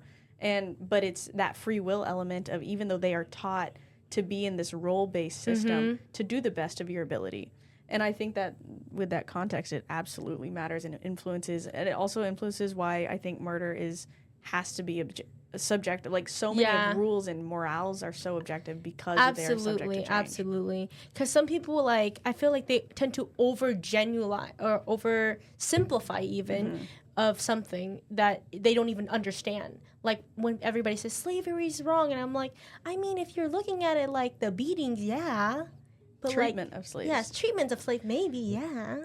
But like there's other things that they did do that weren't as bad. Some slaves were treated like family. But they had to be called slaves, though, you know, because that was their role back then. But I do think that is very much in a time period where that would be a blessing to be treated exactly. as a family. It would be a blessing now back is then. probably still a wrong thing to do because they would be still for considered sure, slaves. for sure. Like, at what point is someone a slave versus, like, a butler? Yeah. Oh, yeah. Oh, gosh. Yeah. And so I think when you get into nuance of role, I mean, adding they and would have to everything change, that. like I was a nanny, but technically I was a slave to take care of this child. Oh my God. You know, joke with that, Think my about, like, mom's a CNA slave stuff. driver. and me and yeah, my you know, brother. like if you think about it, like I'm a slave to Walmart right now. Oh, my gosh. Yeah. For real. I have bruises on my legs from Walmart. Like I'm a slave to. I think it's just Walmart like is such a good example too. yeah, it is because I'm For just real. like. I think it all depends for sure, but I feel like sometimes words have such negative connotations with Yeah. them to the point where they're big no-no talks or they're very taboo to even like speak upon. And I think that's why we can't really talk about what's right or wrong because we're so scared of it. Yeah. I think when you start taking things out of a conversation is whenever things get dangerous. Whenever you start Yes. having, me and my boyfriend call it Brunos. We don't have Brunos. Like, we don't talk about Bruno from Encanto. We don't have Brunos. We don't have things we don't talk about. Because if everything's on the table, then there's always room for growth, especially with those things. For example, I feel like that's another thing when it comes to, like, those, like, police situations when you'd bring that up in the family, you don't take it off the table, even if it's something that doesn't directly affect you in an everyday kind of way. And even if you've never had, like, I've never had necessarily like a negative police interaction, but I don't know why I'm nervous around authority. Yes, because you've been trained to think that they're bad. But I haven't. Yeah, That's but the like thing. psychologically and like this what society portrays them to be. Yeah. But like my boyfriend, he's gonna be a cop. I thinking like, oh, maybe he's one of the good guys. You know, he's not one of the bad guys. But the default is that they are bad. yeah, the default, unfortunately. Yeah, I guess for me it's just like I don't have this like whether it's societally or court given like definition of what's right or wrong. So whenever like I don't know what I'm gonna do. Like I just want to make money. I want to be financially stable. Like I want to have a family. But how I teach my kids is so important, and that is such a free will. Yeah, like how are aspect. you gonna teach them for right or wrong? For me, I still plan to raise a Christian home. Grace, you come from a kind of religious Christian background too. How do you plan to raise your kids? You plan to raise them Christian? So it's really funny. I'm actually not going to raise my kids or bring up Christianity, anything at all, unless they're curious. It's because, like, I don't know what my relationship is going to be with religion in the future, or because I know right now it's stagnant. It's not going anywhere. It's not like I want to move it forward. It's not that I'm going back and reverting on all the stuff that I've learned.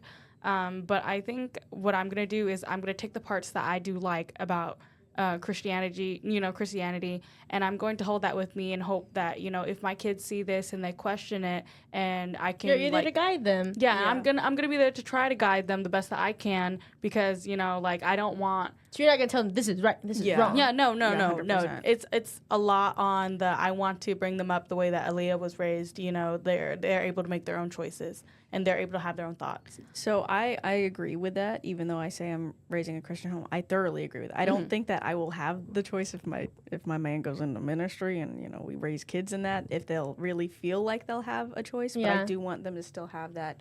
Like, if on a Sunday, like, it was very much, if I didn't want to go to church on a Sunday, I'm still going. I can complain, but I'm still going. And Would I don't you make them go, or you No, wouldn't? I think I would be in the case that I would, regardless, my lifestyle should say my beliefs. My lifestyle should represent who I believe in. And if they don't want to do that, that's on them. Because I believe Christianity is a relationship with Jesus and a personal one, that is their own decision. You growing up in my household doesn't make you a Christian. In the same way, a car being in a garage, a person in a garage doesn't make you a car. So I think this also goes into why I don't always typically associate super heavily with my Indian culture. I think it switches between the about and the visual. So I adopt a lot of the kind of the fun attributes of being Indian. Someone who there's great attributes of being Indian. Like I have the food, which people love. Everywhere, people love Indian food. And I have the clothing. That is like, I love Indian food. I mean, that spice, it goes crazy. I bring it all the time. But I have the fun attributes of like the clothing, the food, I don't have the language, but I have the traits of someone who was raised in America with traditional leaning like values and stuff like that. Right. And so I have that kind of like, if I come with a different experience being raised and such like that, but if I was on like the marriage market, knowing that I was Indian would give me the benefit of someone who was looking for someone traditional. I feel like you reject these demographics because you feel like you don't follow like the guidelines. I don't follow the strict guidelines, but I think I also. But you don't know how to accept it, but also use your free will to be like, it's fine. I can create my own rules. I can carry some of it, but it is largely when I'm in my own spaces for it. Whenever I'm not in my spaces for it, for example, if I'm at the Indian church, if I'm visiting or something like that, I feel like I kind of have to fit into this mold. And what there are things about my demographic that I don't agree with. Like, for example, fair skin is still something that is very much. That is, like, I feel like all Asian cultures. It is definitely for all sure. of them. But one of the things, like, my mom's bias with it kind of turns into, like, oh, don't stay outside in the sun too long. You're going to get too dark. Yeah. You have. My mom bought me whitening cream when I turned 15. Whoa, that is wild. People bleach their skin in India. Like, it's crazy. I don't think she necessarily was like, you need to be white or anything like that. But it is like it is a nicer complexion. Like, that's what I can agree with that because attitude is. I get pretty tan. And, I've never accepted my really tan skin. And it wasn't until I started playing pickleball with my boyfriend where I'm like, actually, I love how dark I can get. Yeah. I love burning. Yeah, I don't really burn. And I've never burned. Yeah, and I'm like, what does it feel like? Yeah, and I get really, really tan. And I was like, you know what? This is kind of like sexy. Like, I like the way this looks. But I also feel like because of my demographics, like, I did accept, like, oh, I should look fair looking. But also there's another demographic group of Asians where they appreciate dark skin. And I think I followed that demographic one more. And I also like believe the stereotypes of like Asians are smart. So like that, like I think I accept my demographics because we do come with like more that was positive that's another like the stereotypes. fun stereotypes of like, okay, well, I low-key am in tech support, so And- I mean I can come Yeah, through. and I mean I'm an Asian and I'm a really bad driver and my car Bertha's like all jacked up, you know. So I feel like I can't help but follow those same stereotypes. Like I am the statistic, unfortunately. But Aaliyah, like you're mixed, so like how did you adopt both cultures to become the person you are now with your experiences? I'm gonna be honest. I don't really know what falls under the Black American demographic. Oh So, shoot. I don't really have anything to compare myself to because I have no idea what that demographic even looks like other than like what I see on the internet, like Black people are loud, why are their asses so big? Chicken. Or like You said, I wish I had some of that. Both. Like I wish I was a stereotype. like I don't know what the demographic would be, so I don't think I necessarily fall under that. Well, I guess I would, but I don't know what I'm comparing myself to. You know what I mean? Yeah, like you can That's compare yourself to fair. your cousins, I guess. 'Cause No. you've talked Oh about yeah, that. that's so real. Oh, yeah. I guess I could do 'Cause that. you do know the Black demographics, you just don't realize that they're in front I of mean, you. you've talked Yeah, about your yeah, you uncles might- and stuff yeah, as well. yeah. Yeah, I guess so. So my cousins most of them are actually full Black. They're all Black. Like both of their parents are Black. So I'm one of the few that are mixed. And I guess I don't really, even then I don't see much of a difference or how I fall into the demographic. And I guess there are good things. I guess one of the good things is, you know how, have you seen that, like, I'm not stereotyping this is a good stereotype or whatever, but like Mexican families tend to be really close. Yeah. Yeah, You know? And they like family is a huge thing for Mexican families. They have like important traditions that they all engage in, and they're really close as a family. I think it's the same way for a lot of Black families. Yeah. Mm-hmm. Absolutely. Like family reunions are very important. We try to have them at least once, like every 5 or so years, especially now that my uncles are getting older. We try to have them. So I guess that's one of the things. And then also cooking big dinners. Bro, I love big yeah. dinners. Yeah. The barbecue. Yeah, I guess. So Whoa, that's that was a little racist. but there's always barbecue. no, no, But no. that's the thing. There's though, always is, like, barbecue. You think you follow that demographic? For You guys real. having Even a that picnics culture. Yeah, there's always barbecue, always baked beans and mashed potatoes. Always. Those fair, three those are things pretty have to good, be so. there. So do you accept The like seasoning? I accept being Black because we season our stuff Yeah. good. Like, do you? Yeah, period, I guess. But like Yeah. I don't see it as much as Black as I do like just I don't know, when I think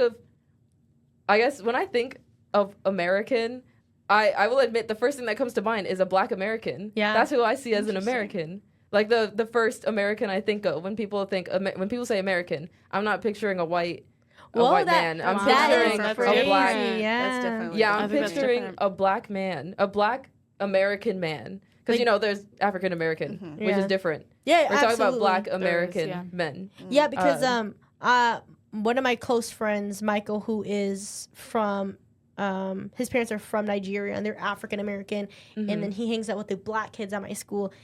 You can tell there's definitely a difference between how they Yeah. interact. I've heard with one about another. like it's almost like there's a level of respect that comes from like the African American. yeah.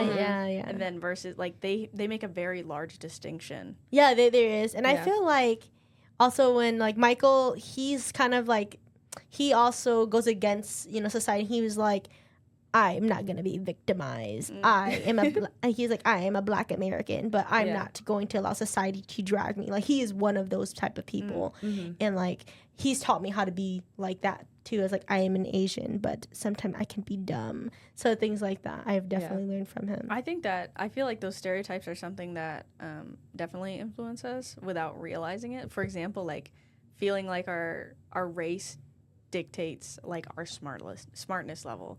For me, I felt it very. Even though I'm not like I'm an Indian, I wasn't like that ever.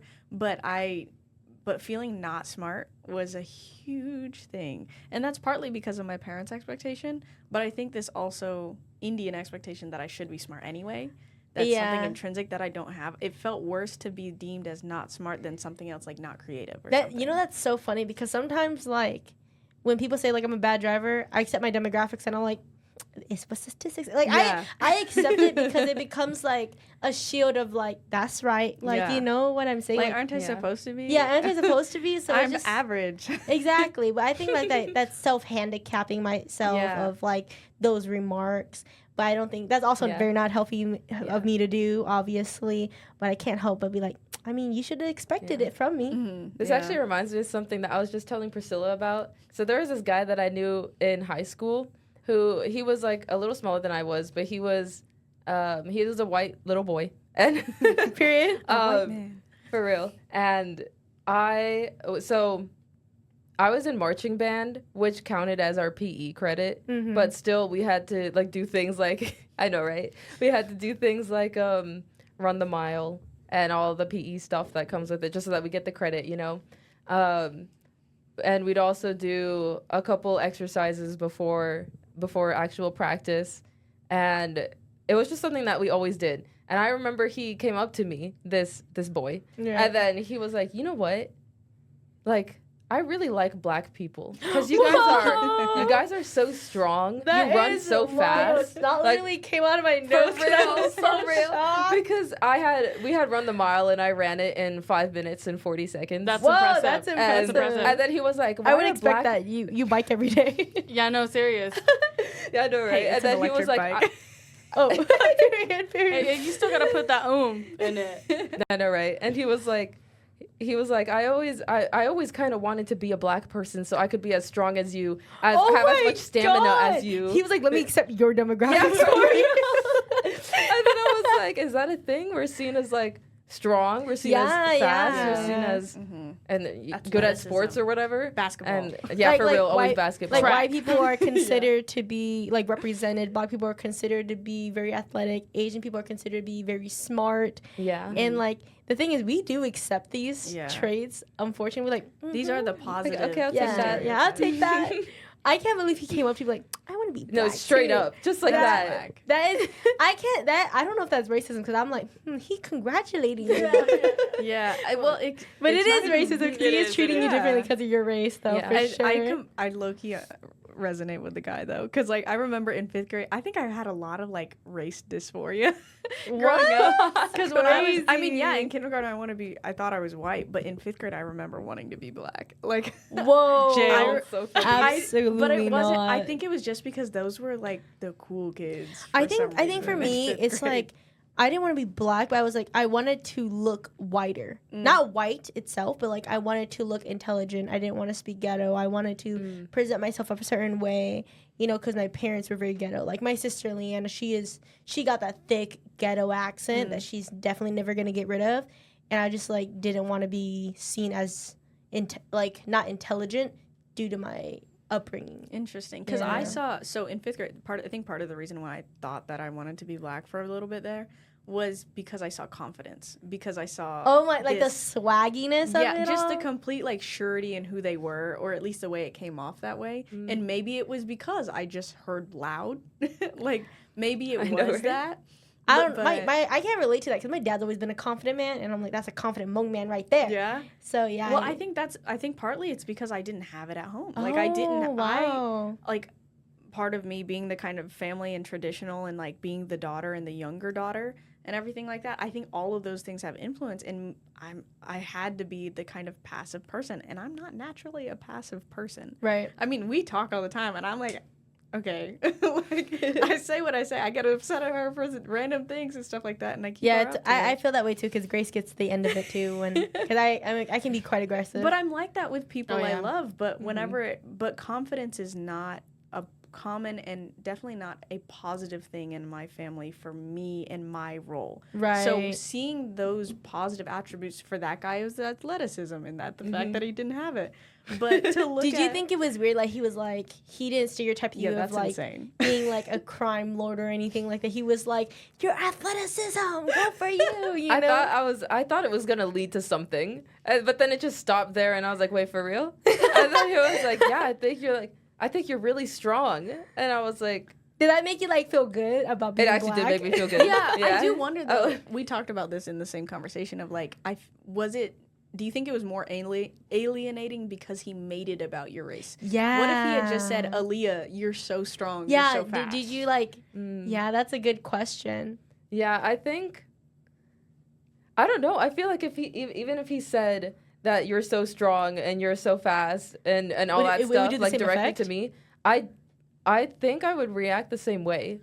Do you think you would have put in the building block that he's saying that because you were black? What do you mean? Like, for example, if someone comes Yeah. up to me and they're like, you're really good with computers, or you're Indian, like, I wish I was Indian, I wish I was good at computers. Oh my god, yeah, because that, yeah. There's I like get- two. I don't know, I feel like two that's very more- different things. I feel like Yeah, I they feel are like it's two different. different things. Yeah. They are two different things, but Yeah. I think in but the they're comparison, they're would you- fundamentally the same. Yeah, though, they if are. You think about So it. would you have put in the piece that they're saying this because I am black? Do you think that you would have put that in that puzzle piece by yourself? I think Aaliyah if was they had we're just feeling complimented. like, gosh, he complimented me. Yeah, I don't Yeah, no, think- no, no, yeah, no, for no. real. Yeah, no, no, I no, no, I no. don't think he was saying that because I was black. I think I'm just, well, he said it was because. but, Yeah, I he mean, I said it, guess- but like in your mindset, the black word was is like just coming blurted for out. real. It just like For real. it didn't even exist there Right, at like, that moment. Yeah, I guess he basically did say after making that statement, he did say I fell into the stereotype, you know, Yeah, or like yeah, fell yeah. into their demographic. Right. So, but I don't know. It's hard to tell because it was flattering. Yeah. Yeah, fair. sometimes I think that sometimes that's why we adopt our demographics because sometimes they can be very flattering. At least the towards us. stereotypes that come with our demographics. Yeah, and it can be flattering, and I feel like we sometimes forget that flattery is not necessarily good for us at the same Yeah. time. Oh, but flattery charges these batteries. Yeah, it does. For It real. does. It does. Yeah, I think one of the similar comments that I got to I guess it was the same kind of comment, but it felt different because of the person who said it. But also he had said, so I was lifting something, and he had said, oh, putting in your ancestors' work, or like something like that. Whoa, that is insane. And Okay, I guess, he brought it there. Though. I guess it's kind of the same, but like he was Girl, saying it it with a is. smile and saying it like it was a compliment. So it came through as like a backhanded compliment, I guess. Right. Whereas with the other guy, it seemed like only a compliment. Right. Oh, I wonder if it seems like because our demographic in those senses are something to be praised, then they're a good thing. Yeah, for And sure. I also wonder if, like, I know this is for me specifically as being an Indian, but because of how we're perceived and being that such an important thing, if we are complimented on it, I wonder if that is higher praised or at least not seen as a bad thing because we're getting Absolutely. noticed for it. Absolutely. So I feel like for me, if I was more often complimented on those things, I think I would take a lot more agency of the fact that I was Indian. Oh, of course. So the next topic I kind of want to talk about with you guys is because of all of these positive things of, that comes with stereotyping one another and accepting these things that are not necessarily right. Do you guys feel like pressured by society at all to follow your demographics? Like you're afraid to like reject those? Because I feel like personally, I would be so afraid to reject my Hmong roots just because I know I would lose an entire community that would support me. So I think that's why I would be opposite afraid. now. I think that so much of society now is rejecting norms, and where the good thing is getting out of gender norms, out of like just general like what a woman is and what a racial kind of woman, a person of color, and everything like that. That I think that getting out of normal things and outside of traditional roles is now the cool thing. And like people who want to be traditional are now kind of more looked down on. It's like why do you want to be a housewife? Why do you want to be the one who stays home and takes care of the kids? Yeah, it's like the norms have now changed to the not norms, and then that is being looked down upon. Like traditional is no longer like the normal thing. Yeah, and I feel like I'm like kind of like F the norms. I'm gonna be a housewife. I'm bringing back the norms. They back the old norms for sure. Like trad wife is being a trend thing. Yeah, like that. yeah. Crazy. I recently watched like the secret Secret Lives of Mormon Moms. that yeah. show, and I was just like, I'm like, this is really happening in Utah. all they do is make TikToks and be a house. And be a house. Yes, Yeah, that they is. have I was like, and most of them, they have their own nannies. yeah. So what are they really doing? So you guys feel like you guys not necessarily pressured by society anymore because society is like pushing different types of norms. If anything, I think it's my traditions. own culture Oh, that okay. feels the pressure to sustain the kind of lifestyle they want me to. Absolutely. I think mine's a different POV because I don't necessarily have that sense of community like you.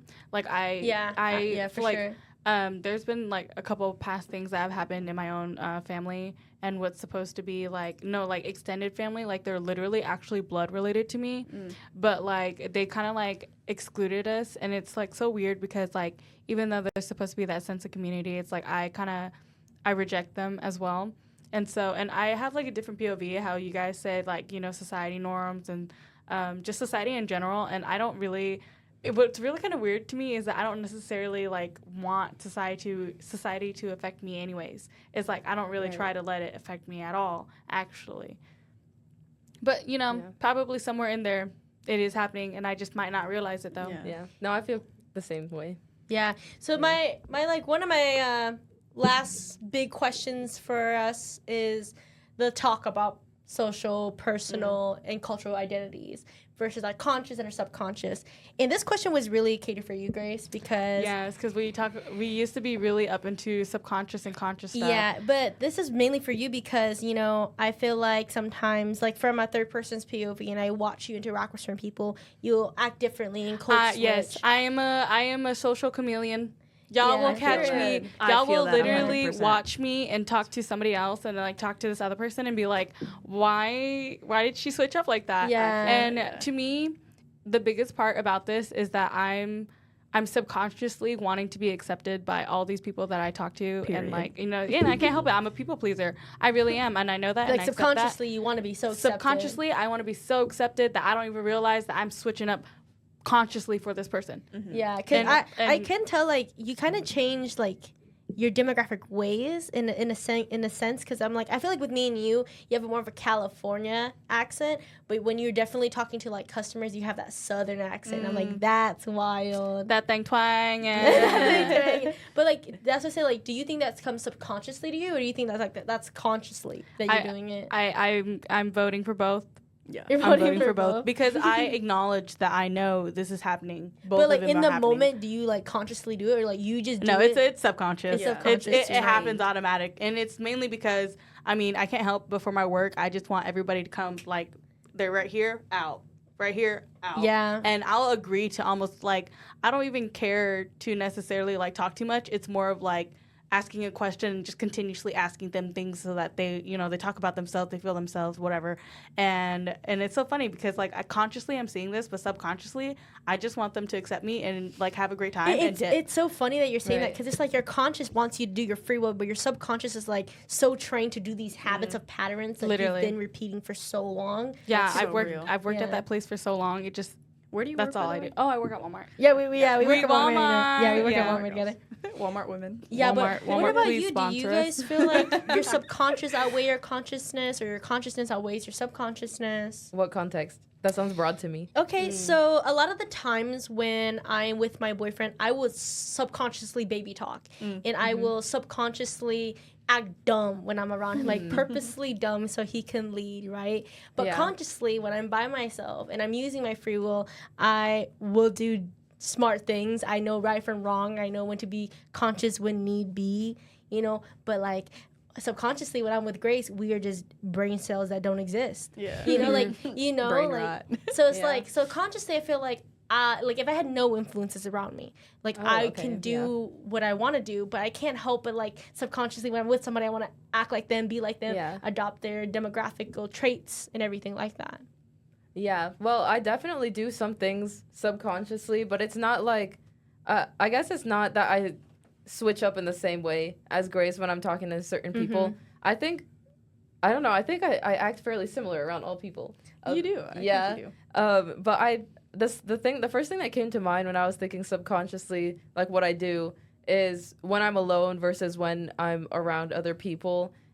But when I'm with Priscilla, honestly, I act like I'm alone. Yeah, Sometimes. we have Because- talked about this, like, even when you're, like, singing. Yeah. So I was working on one of my little programming assignments, and Actually, it was subconsciously when I'm programming, I talk to myself always. I love it. It's I such a will good talk thing. to myself. I love I'll that she stick does to it. my. I know. I'll stick to myself. That's why she can't come downstairs to do I homework know. with me. I know. I'll make weird noises to myself. I love and that it like she does it helps this. me it helps me like do things. It helps you which like is lock why in. I hate examity because they're like no talking, and I'm like, but I be yapping to myself, like just to I'm doing get my my best. gears turning, you know. So that's something I do That's subconsciously. me with the TV in the background while doing my homework. That's literally, I feel for that. real. I feel But that. That's I- interesting because I yeah. don't. Oh. I make no noise. You need Yeah, silence? I like Crazy. silence. I don't like need it. Silence. I'm okay. Let me Crazy. let you finish and then I'll. Oh, okay. So that's like the subconscious thing that first came to mind. And then I do think that most of my actions in public, or most of my thoughts even in public, are very conscious things. And I think that's just because I was very shy growing up. So I always thought about every single thing before I said it. And that's just to avoid any humiliating moments. Real. Like, I don't have a lot of embarrassing moments in my life, and that's just because I stopped them all from happening by not saying anything.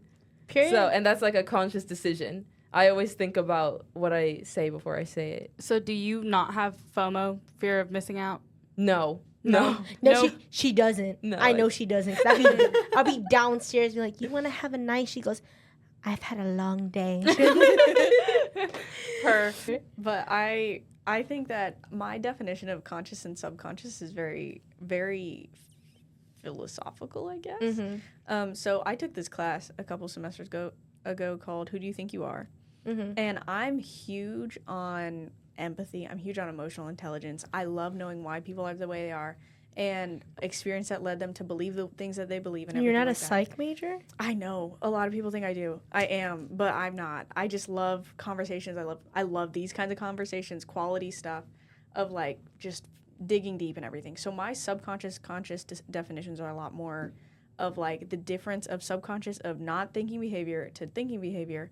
And I've also recently done some hypnotherapy and some hypnotism sessions. So that subconscious and conscious differentiation of subconscious suggestion and things like that. Right. That So do you translate into think the consciousness. subconscious suggestion of your peers or your family really packed you to do the same thing of Grace, where she has these habits which she can't get rid I have of? some code switching, and I do have some. I think at some point, one thing that I learned this actually past weekend in my hypnotherapy session, first and only so far, was how many things that were once a conscious decision are now subconscious, which sounds very obvious, but it was like at a time when I really wanted to feel and take agency in my individuality that I desperately wanted, was coming out in a controlled factor of trying to decide how I want to be, is now controlling the way that I can't help because I trained myself to be that way. And part of that, so I'm not gonna lie, I used to be a manipulator, hardcore, self-proclaimed. And a lot of it was because this was my way of controlling my environment. And this You want to played out- over control your environment. It was a sense of survival, to Yeah. be honest, because I didn't feel like I had a lot of agency in my life, especially with the kind of family that I grew up in. And so this played out with this over-analyzing, being overdressed for social situations, and being obsessed with like human behavior and not necessarily being malicious with it, but knowing what I had to say or how I had to say it to get a certain reaction. And so this actually now has helped me a lot in things like interviews. So you consciously were like I consciously manipulating your wanted environment things. to the point where your subconscious couldn't even take over the environment itself. My subconscious, this is where it kind of flips, is because consciously, I want them to like me. Subconsciously, I know how to get there. / subconsciously, I want them to like me. And that's why I consciously make these decisions to do those things to get them to. So it kind of switches both sides of which angle you look at it.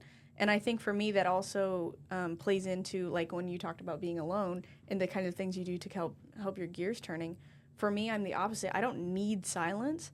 I'm so relational to the people around me that I had a little bit of an identity crisis, a bit of just. Do you feel like the need to to be liked is so hounded on because of your Indian roots and not feeling accepted? I think it's a within little your bit Indian more roots? of just. I think it's part of my my parents' Indian roots. Yeah. I think is more about it because I wanted their approval because they had these things based in their Indian, and like the way they were raised context. Because for me, like, even though I don't need silence or something like that, it's like I had this identity crisis of who am I when I'm alone? And because so much of it was my parents had these expectations of me, and this is how I'm supposed to be with my family, these are how I'm supposed to be with other people.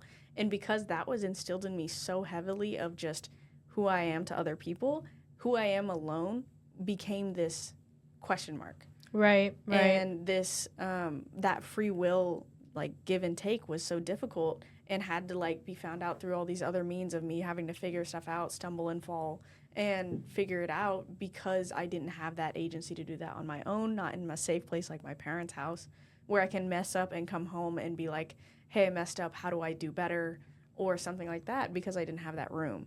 So my subconscious now does a lot of this, like, trained behavior that I'm unlearning now. So a lot of You don't feel like your is- trained behavior or your trained subconscious is, like, beneficial? I think it benefited a past part of me that is Past no part longer of you, here. past part of you. Like, because a lot of it was, I was very angsty, like, sad. Right. Grace, would you say that your subconsciously code switching helps you in your environment? It or you feels feel, like safety. Or do you feel like it, like, disrupts you? You're like, I shouldn't be doing that. It is literally for safety. So It's a safety feature. For It's a safety feture. It is safety airbags. It is if you give so much kindness out to the world, they cannot do nothing but give kindness back to you. I disagree with I that. disagree No, with no, that. no. Yeah. Yes. But I'm just saying for my controlled environment, which is just Walmart, and most of the people that come in, like 97% of the people that come in are cheerful and nice. And that Yeah. 3%, I just don't give It's just something two that to. it feels that way. Yeah. It feels like if you yeah, give no, kindness, definitely. then they will Yeah, give no, kindness. exactly, Yeah, exactly. yeah. Yes, in this controlled environment specifically only. And I mean, Yeah. that also applies to just, like, treat people how you want to be treated. Oh yes, And that applies I'm to the biggest, anything with this. biggest on that. Based on who I'm hanging out with, I feel like my thoughts will stay the same. I think my self-presentation will change, though. Like, right? Like, if I come to you with an idea, if I come to confront you, I'm going to be a bit more logical, and I'm going to be a bit more like, this is my evidence. But obviously, if I'm going to talk to my boyfriend, I'm going to be, like, crying, be very emotional. Like, I'm going to just, like, make no sense to him, you know? So I feel like that self-presentation is, like, it's the same thing fundamentally that I'm trying to solve. But, like, my subconscious will take over and be like, we're going to act differently with this person. That's very interesting. I think to me, that says a lot more of how in touch with your own emotions you are Yeah. and what you're willing to let through. Yeah, for sure. Whereas for me, and maybe Grace, you might agree with this, and when it comes to code switching, but it is very much catered to the individual that you're talking to. 100%. Yeah, 100%. But I feel like it's more so because you know how you're feeling and where you want to take that. That is in your conscious absolutely. control of, like, I feel safe with this person, therefore my subconscious can be this way. Yeah, and it's like, it's not that, like, I try to be super, super emotional with him. It's just, like, it just takes over. Yeah. And I'm like, here I go. And See, I for just- me, I'm and I'll like, just cry. mine is the, not the opposite, but it's not as extreme, but I Right. definitely have this, like, with certain people, they know what I don't see as extreme, but they know a very different side of me than some of the other people in my life. For And I sure. feel like I'm catered to just about every individual I know. So I Right. feel like if, like, say Aaliyah were to ask someone else in my life about who I am, they might have completely different recollections of who I am.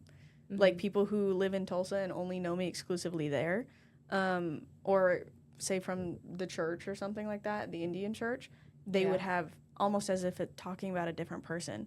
And I've gone through a lot of having to authenticate all versions of myself. And even though it's all authentic, it is not a full picture for each person I talk to. So because of that, the code switching comes in where when I talk to someone from the Indian church, for example, they're hearing a lot more about my accomplishments, what I'm doing, and everything like that. Yeah. But they're not going to hear about the hypnotism. I'm a pretty open book. I'll speak my mind pretty openly. Oh yeah, pretty much almost 99% of the time. The only 1% is because it's racist and she's outside. Yeah, I mean, even that doesn't even stop me. Oh yeah, no. Sometimes that She's is- saying it. She's not sometimes- even saying it under her breath. Yeah, sometimes I'll just say it, and I'll say to Grace, and Grace will be like, we don't say that. You know? But you know that's funny is, like, I make people feel sometimes very uncomfortable of how open I am, and then I'm like, yeah, but my boyfriend's worse though. Not a flood. I feel like he says such out of pocket things too, and I just feel like it's because I've normalized that behavior though of, like, us doing that. But I feel like that is the rest of our talk regarding that. And so we're going to come back to our prompt, you know, can we separate ourselves from our demographics? We've talked a lot about so far of, like, if we can, our subconscious or, you know, consciousness, our influences, who is right and who is wrong. Now, like, that we've come down to it, do you guys believe we are more capable of our free will to, you know, change our demographical ways? Or do you think, like, we are just heavily so influenced of our demographics that will lead down that path of characteristics? We definitely have free will. Yeah, we definitely have Yeah. free will. Yeah. I think, like, I feel like it's just a stage of free will that we just have to get to, and some people don't ever Yeah. get there. No, yeah, and that's crazy is that some people are stuck in this state where they might not ever find their own voice of free will. Yeah, and I think that's the most empowering thing about yeah, it. and we live in America where we have that free will, and we're so scared. We haven't like fully taken control of that freedom of speech yet, of maybe our groups of Asian groupings. But I feel like, you know, our free will gives us so much power, and I feel like we should definitely tell everyone, like, you have free will to escape this. You don't have to follow it. And the people that say, oh, it's too hard, are the people that are not ready, for sure. I think that the same people who say that being in your demographic and like kind of aligning with that is empowering, like calling your, like aligning by your race is the most empowering thing. I think don't realize that by breaking out of those stereotypes is the most. It's also empowering. That's equally empowering. Equally, if not more, Yeah, because you equally, if are not more, not only using your own demographics before that to like impound yourself, but you are breaking those grounds as well, which I feel like when you're in your demographic, people are saying like expand the boundaries of like who you are as a person and what you're able to do within your demographic as the person in your demographic, instead of just this do the best you can do and break rules and everything like that of being the best you can be as who you are. Yeah. Like whatever that may be. I think it comes down to like, now how do we teach the older generation to break down that root of following their demographics and keeping their generational curses, and how do we break that cycle without also making them feel like they're degraded, but also making them feel empowered. I think that is very important to this topic and this prompt. I think that's what I really wanted to get down to, is like make you guys understand that our free will is the best thing that is about us. And I feel like we shouldn't get stopped by, you know, our influences because of that. And sometimes we are. And I feel like educating ourselves that we have this ability, you know, allows this movement of strength for us. I'm grateful that you guys came. It is currently 9:34 at night, so let's call it a night here. Thank you for having us. Yeah, Thank you so much. if we do another podcast, I definitely let you guys know. I'll probably have to do another one for another class. But thank you guys so much. Let's end this podcast. Woo!